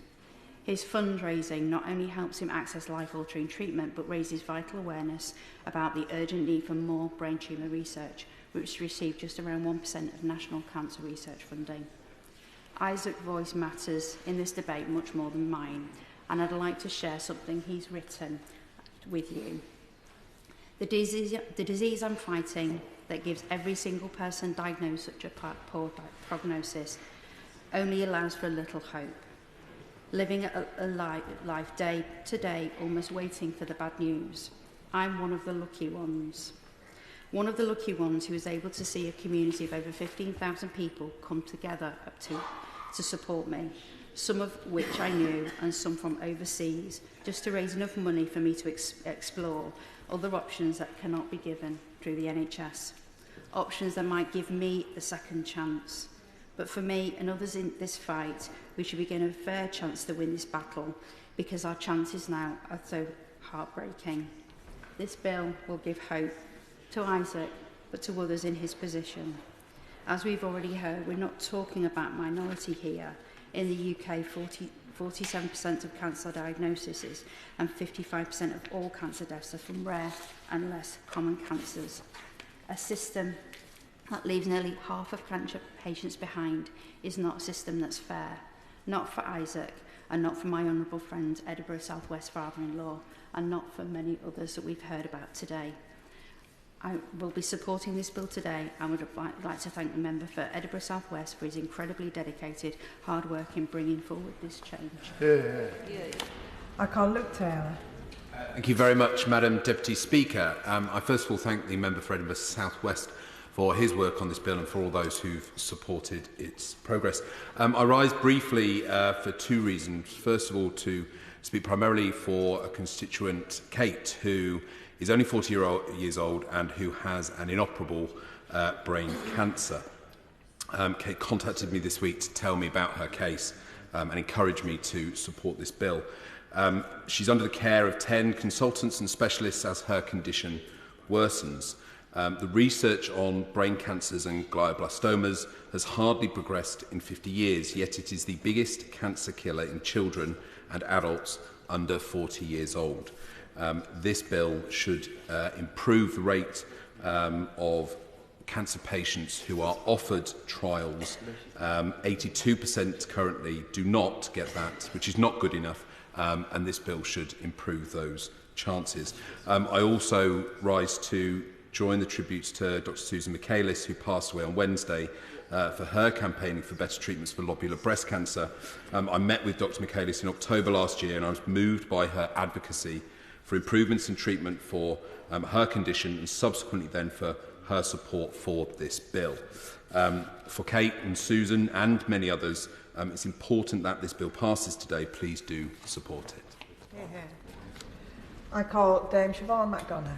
Thank you, Madam Deputy Speaker. I don't want to detain the House too long. I just want to put on record my absolute admiration for the member for Edinburgh South West in guiding this bill to this point, and hopefully forward with the former member of this House, Julie Elliott, now Baroness Elliott, in the House of Lords.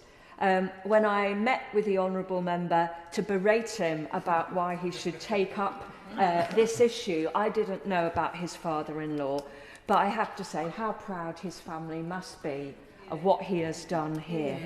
And I mention that point because it is a motivator for all of us. When we understand the true desperation of facing these problems, it can often be the driver to making us work harder for achievement. And I am delighted to say that 10 days ago, with the kindness of Mr. Speaker, we launched the first glioblastoma drug trial in memory of my late sister.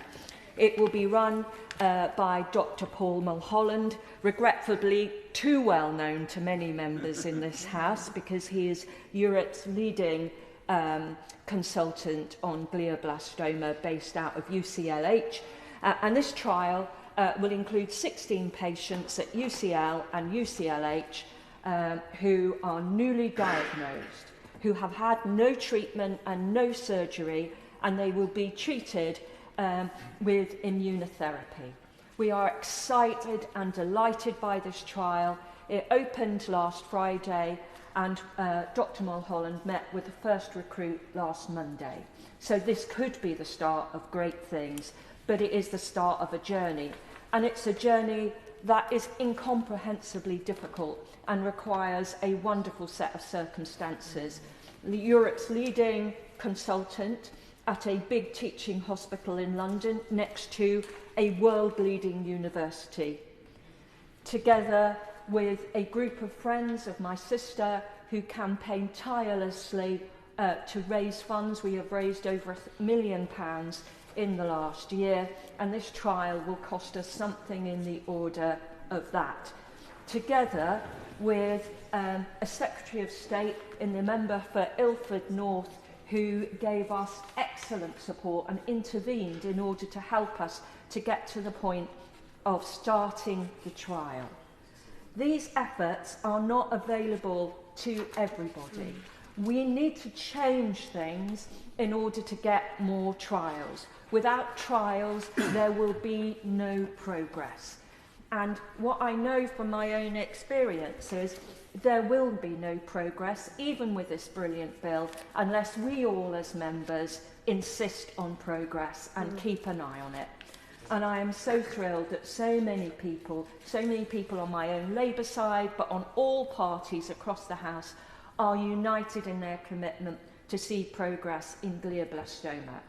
We don't just want to see hope for glioblastoma victims, we want to see hope for the victims of all rare cancers. By starting with glioblastoma, we start with the worst, and we will not cease our campaign until everybody has a fair chance of a cure. Andy Slaughter. Thank you very much, Madam Deputy Speaker. Could I, first of all, it's a great pleasure to follow my friend, the member for Mitchell and Morden, and thank her for everything that she has done on this issue. But can I also add my congratulations and thanks to my honourable friend, member for Edinburgh South West, for taking up this bill and for getting it to this stage.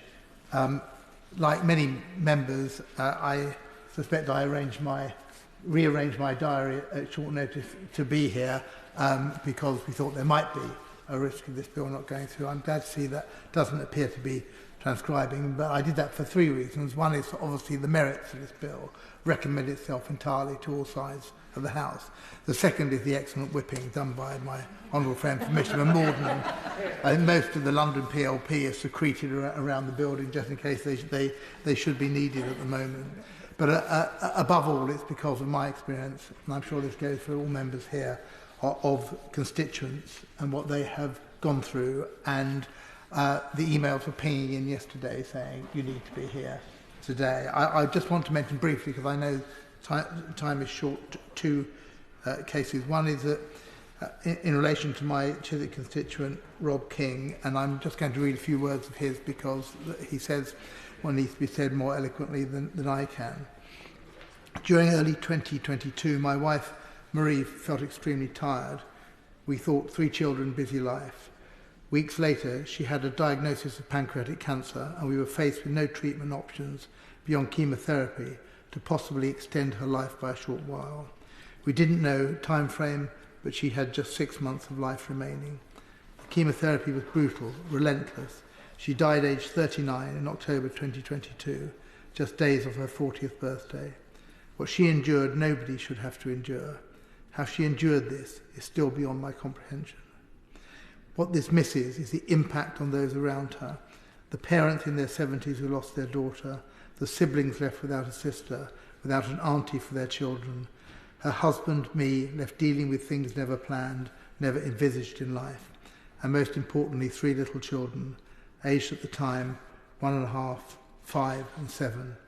Having the conversation to say mummy is never coming back will haunt me forever. Explaining to an infant what is a rare cancer and why it cannot be fixed because there is no treatment. The impact of this rolls on as they get older. Rare cancers are not rare. They hugely impact everyone around individuals affected.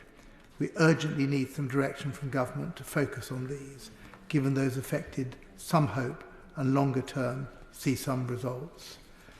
And the other case briefly I would mention is a case that I know my old friend Mr Morton knows about because she helped with that case as well, which is Katie Bernard and her son Alex.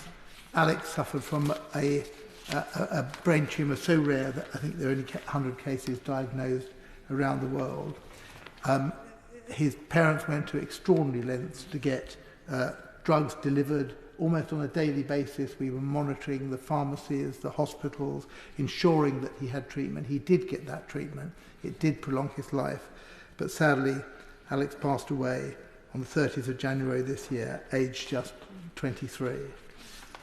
There are many, many more cases like Marie and like Alex, and it's for them that this bill has been brought forward. It's not the only thing that needs to be done, but it is an important step forward. And I hope that by passing it through this House today, and by then successfully being enacted later this year or early next year, that we will make a change. And I'd just like to thank all members who've contributed and been here today. And I know that my constituents, as well as theirs, will be listening to this debate and hoping for its success. I call Dr. Alison Gardner. Thank you, Madam Deputy Speaker. Stella Gilbert, née Forster, was a much-beloved wife, mother, grandmother and sister to my partner Jim. She died of a rare cancer. Stella was great, my partner's only sibling and a huge matriarch, and as we found out at her funeral, given to bossing her local vicar about. She had bile duct cancer, which affects approximately 2,000 people a year in the UK. In terms of this bill, this is a rare cancer, as it's classed as, which is at 1 in 2,000. Bile duct cancer is 0.06 in 2,000. Worryingly, research suggests incidence is increasing, and I am grateful that the bill is allowing for some flexibility, because if that were just to pop over that level, that cut-off of 1 in 2,000, it would go into a different category, so that level of judgment is appreciated. Guts UK state that the cause of bile duct cancer is unknown in 6 to 7 of patients out of 10. So we have a rare cancer that is increasing in prevalence and many causes unknown, and nearly 3,000 people a year die of it. And would it not be better, therefore, to not only prevent this cancer from increasing in prevalence, but to actually make it even rarer and more curable? And this bill opens the door to that. It allows more focus on these rare cancers and indeed less survivable cancers. Research is crucial in tackling cancer, and I am heartened by this government's commitment to tackling all cancer types, with a national cancer plan due to be published following the NHS 10-year health plan. The DHSE has also committed over 1.6 billion of research in NIHR, who are quite rightly treating cancer as a major priority and forwarding funding accordingly. I am particularly grateful, as an officer of the Less Survivable Cancers APPG, to note the commitment to tackling brain cancer, which I have heard a lot about in this place today, in partnership with parties like the Tessa Agile Brain Cancer Mission and the Brain Tumour Research. The funding, and also with the funding call for the Brain Tumour Research Consortium that I recently read about. Of course, I cannot stand in this place debating a bill related to rare cancers and not mention pancreatic cancer. This is a relatively rare cancer and also a less survivable cancer, and is the 5th biggest killer from cancer in the UK. My mum Breda died of pancreatic cancer. She fell ill on a Saturday, was diagnosed on a Thursday, and was dead by the following Saturday.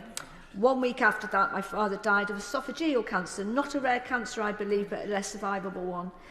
My sister's mother-in-law, Doreen, also sadly passed from pancreatic cancer after a year-long battle. We are indeed surrounded by cancer. The APPG has addressed the issues of early detection of these cancers, and so we will hopefully one day hear less stories like my mum's, and that Pancreatic Cancer UK, and I thank Pancreatic Cancer UK for their support. Hence, I welcome this bill, which offers an entirely reasonable set of steps for research, for reviewing and hopefully enabling the development of so-called orphan drugs, and I agree with my honourable friend that I dislike that term intensely. That we do appoint a national speciality lead for rare cancers, which will be so helpful in and of itself. In passing this bill today, we start the journey to a world when wonderful people like Jim's sister Stella, my mum Breda, my sister's mother-in-law Doreen, to not hear the words, "It is inoperable, it is too late to treat, there is nothing more we can do." And in closing, I thank my honourable friend of Edinburgh South West for introducing this bill, and I will vote for it today in memory of Stella, Breda and Doreen.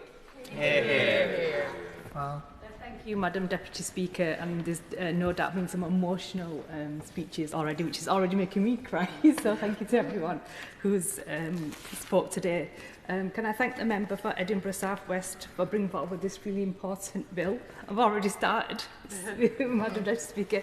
This is particularly important to me because my mum died of a brain tumour, so this bill is really, really important. Too many families face a diagnosis that often comes too late, with limited access to specialised care and clinical trials. Would the Honourable Lady give way? Would she agree that the mechanism of the Orphan Drug Act referred to in the bill is essential? Because unless we can get the pharmaceutical industry to find it in their financial interest to start trials, we're just not going to make any progress. Can I thank the Honourable Member for giving way, and I absolutely agree with everything that she has said, so thank you so much for that. There's no doubt for patients and their families the additional challenges of a rare cancer is navigating the system itself, and many are not built with that condition in mind. And I know from conversations with residents and organisations in Huddersfield just how isolating that can be.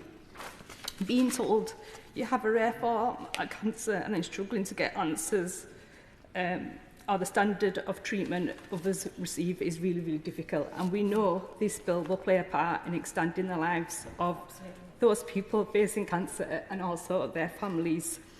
Getting the targeted research and the clear care pathways will be really, really important. And I have no doubt that improving patient recruitment into clinical trials for rare cancers will mean so much to those families. So can I thank again the member for Edinburgh South West, the ministers, the member for Mitcham and Morden, and for all the charities that have pushed this forward. Thank you. Annalise Midgley.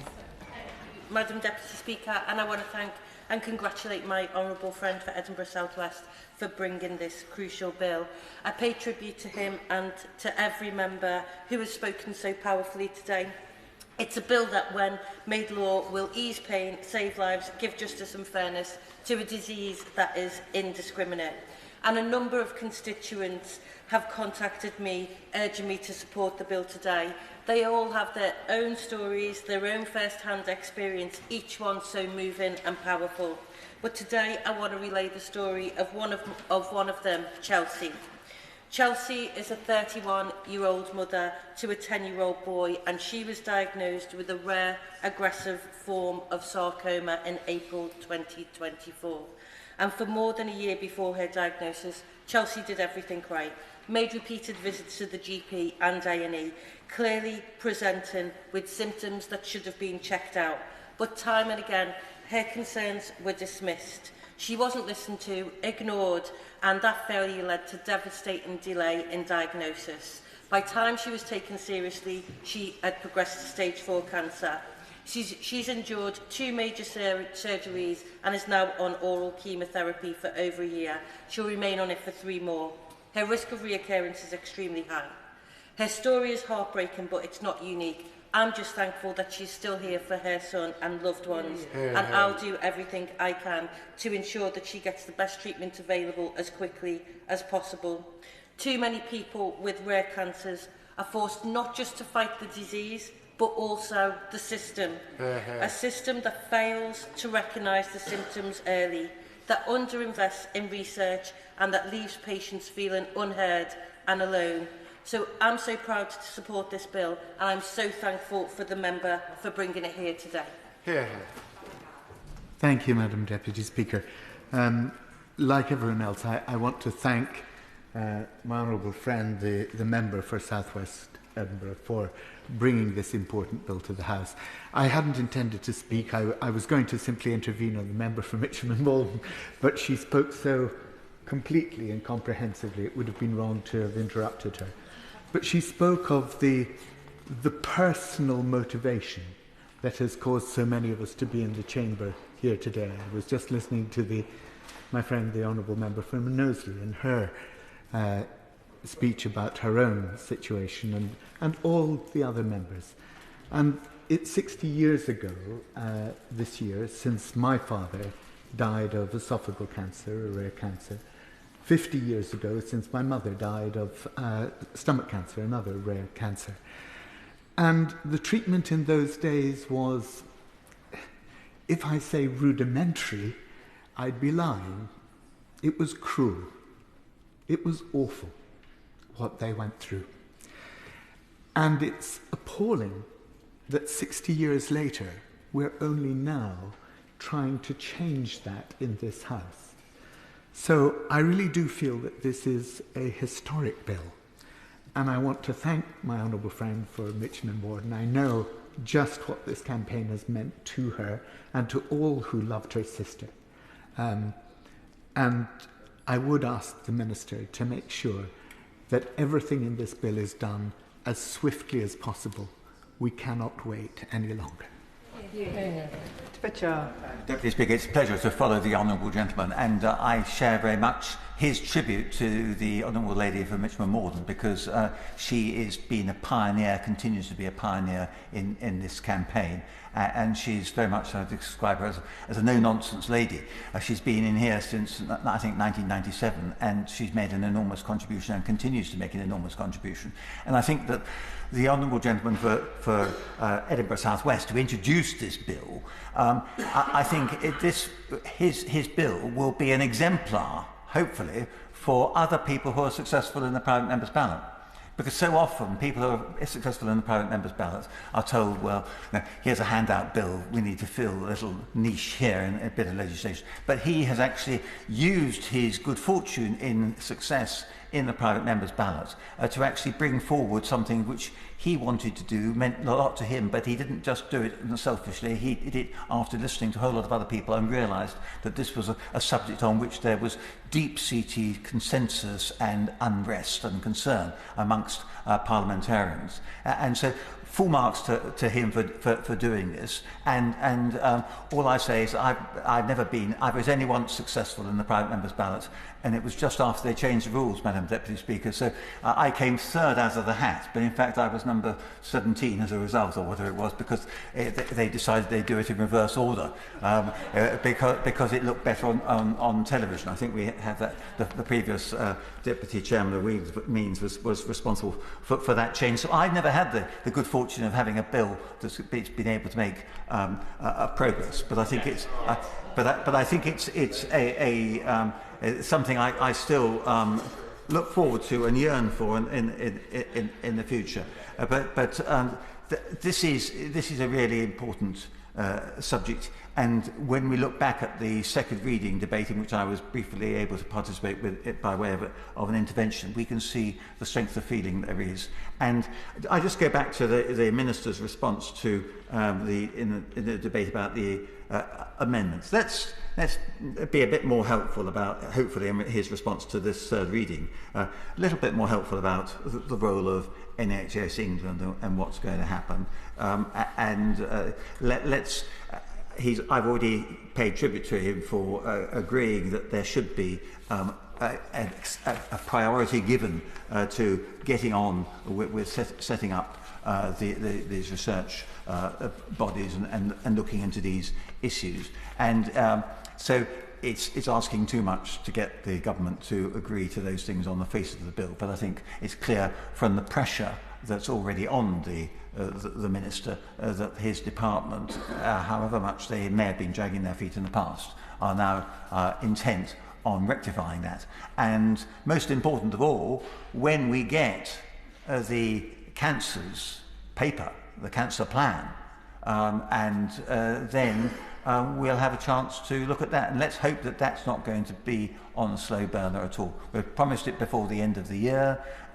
Let's hope that it's nearer this end of the year than next year. But that could be very important, and as has been said by my honourable friend on the front bench, that links in with a lot of what we've been discussing today. Cancer needs to be taken more seriously in this country. We need to invest more. We need to be able to get back in the top of the league table internationally, as we should be, as a leading nation and with a very strong economy. Although I see that today's news is that the economy is shrinking, but that shouldn't be a reason why we shouldn't be campaigning to get these cancers shrunk. Shadow Minister Dr. Luke Evans. Yeah. Thank you, Madam Deputy Speaker. And can I again emphasise my thanks to the tireless work of the Honourable Member for Edinburgh South West for bringing this important bill forward. It has united the House, and rightfully so, because it speaks to something fundamental: the need for people with rare cancers to be seen, heard and addressed. The opposition has supported this bill from the outset, and as my honourable friend, the Shadow Secretary of State, and my honourable friend, the member for Sleaford and North Hykeham, have said, we will continue to do so today. And we would also like to thank the charities and campaigners who've worked tirelessly to bring the issue forward. Pancreatic Cancer UK, the Brain Tumour Charity, Cancer 52, and of course, many, many more. Their work has helped put rare cancers firmly on the agenda, and this bill is part of their legacy. And from a personal side of things, I have been on the other side, delivering the news, particularly working in an upper GI hospital in my junior doctors. Delivering the news that someone has pancreatic cancer is one of the toughest things I've ever had to do. Worse still, it's the receiving news by the relatives who have to listen to that. So I long for a day when I never have to have a doctor deliver a death sentence to a patient. And this bill brings that a step closer. Now, my right honourable friend for Sleaford North and Hykeham raised at committee, and I want to highlight the importance of the repurposing of drugs, treatments developed for other conditions that may be life-saving for rare cancers. It's vital that the bill's scope allows for innovation to thrive. We on this side also urge the government to embed this bill's provisions in the forthcoming National Cancer Plan. And I hope the Minister will confirm this will happen and hopefully tell us when that will be published. And finally, as the expert jeweller from the back said in the report stage reading, whose keen eye for a flaw is very much important, there is this glaring problem of the pending abolition of NHS England. It indeed poses practical questions about data sharing and, of course, oversight. We on this side of the House will do all we can to ensure that the legislation remains workable under the new structures, and I hope the government will do too. Madam Deputy Speaker, the bill won't solve everything overnight, but it's a serious step forward and a statement that even the rarest conditions deserve our fullest attentions. Maya Angelou said, "When you know better, do better." The House knows better thanks to the tireless work of the member for Edinburgh South West, and the bill helps ensure we do better too. Thank you. Minister Stephen Kinnock. Thank you very much indeed, Madam Deputy Speaker, and I once again congratulate my honourable friend, the member for Edinburgh South West. It's a huge achievement for a colleague who's only served in this place for just over a year to have got the bill this far. I'd also like to thank honourable members from across the House who spoke in this debate so powerfully and movingly. I'd also like to thank all those who sat on the committee for this bill. We welcome effective scrutiny from committees.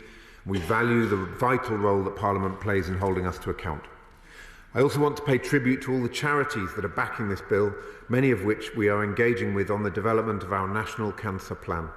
This government wants to go further for everyone diagnosed with a rare cancer, and this bill will act to incentivise the recruitment, oversight and accessibility of rare cancer research. So NHS patients are at the front of the queue for cutting-edge treatments. We know the benefits of embedding clinical research across the NHS and beyond. It leads to better care for patients, more opportunities for our workforce, and provides a huge economic benefit for our health and care system. On the 3rd of July, we published our 10-year health plan, setting out the vision to distribute power to patients and to revitalise our NHS, making it fit for the future.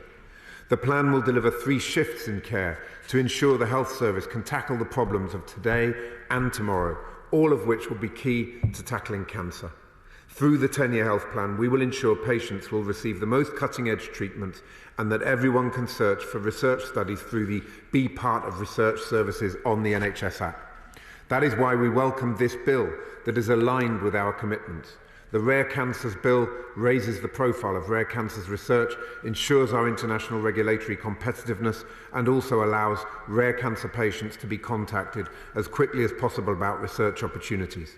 This innovation will be delivered through the Be Part of Research, our flagship research registry delivered through the National Institute for Health and Care Research that allows people from all walks of life to sign up and get involved in research across the UK.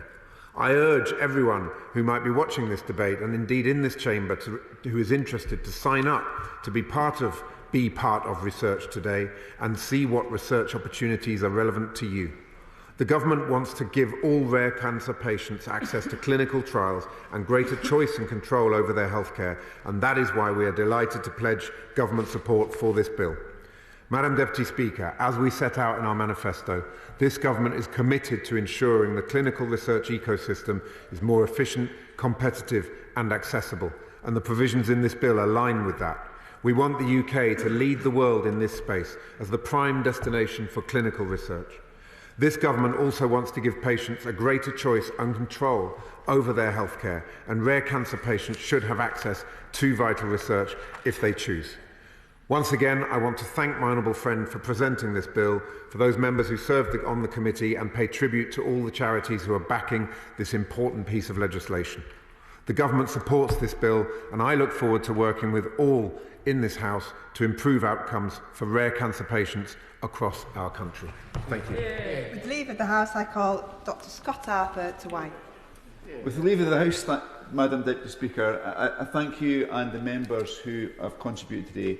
I won't thank them all because I do want to keep an eye on time, but I will single out, of course, the member for Mitchell and Morden for helping me start on this journey. When I first met her, I thought she was driven by grief at the loss of her sister, but I know she's driven by the love that she had for her sister, and I think that is a really important difference.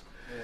And I also want to thank the many people who used this debate as a chance to celebrate the life of Dr Susan Michaelis, and also continue to support the campaign that she left behind, the Lobbyer Moonshot project. So we wish them well.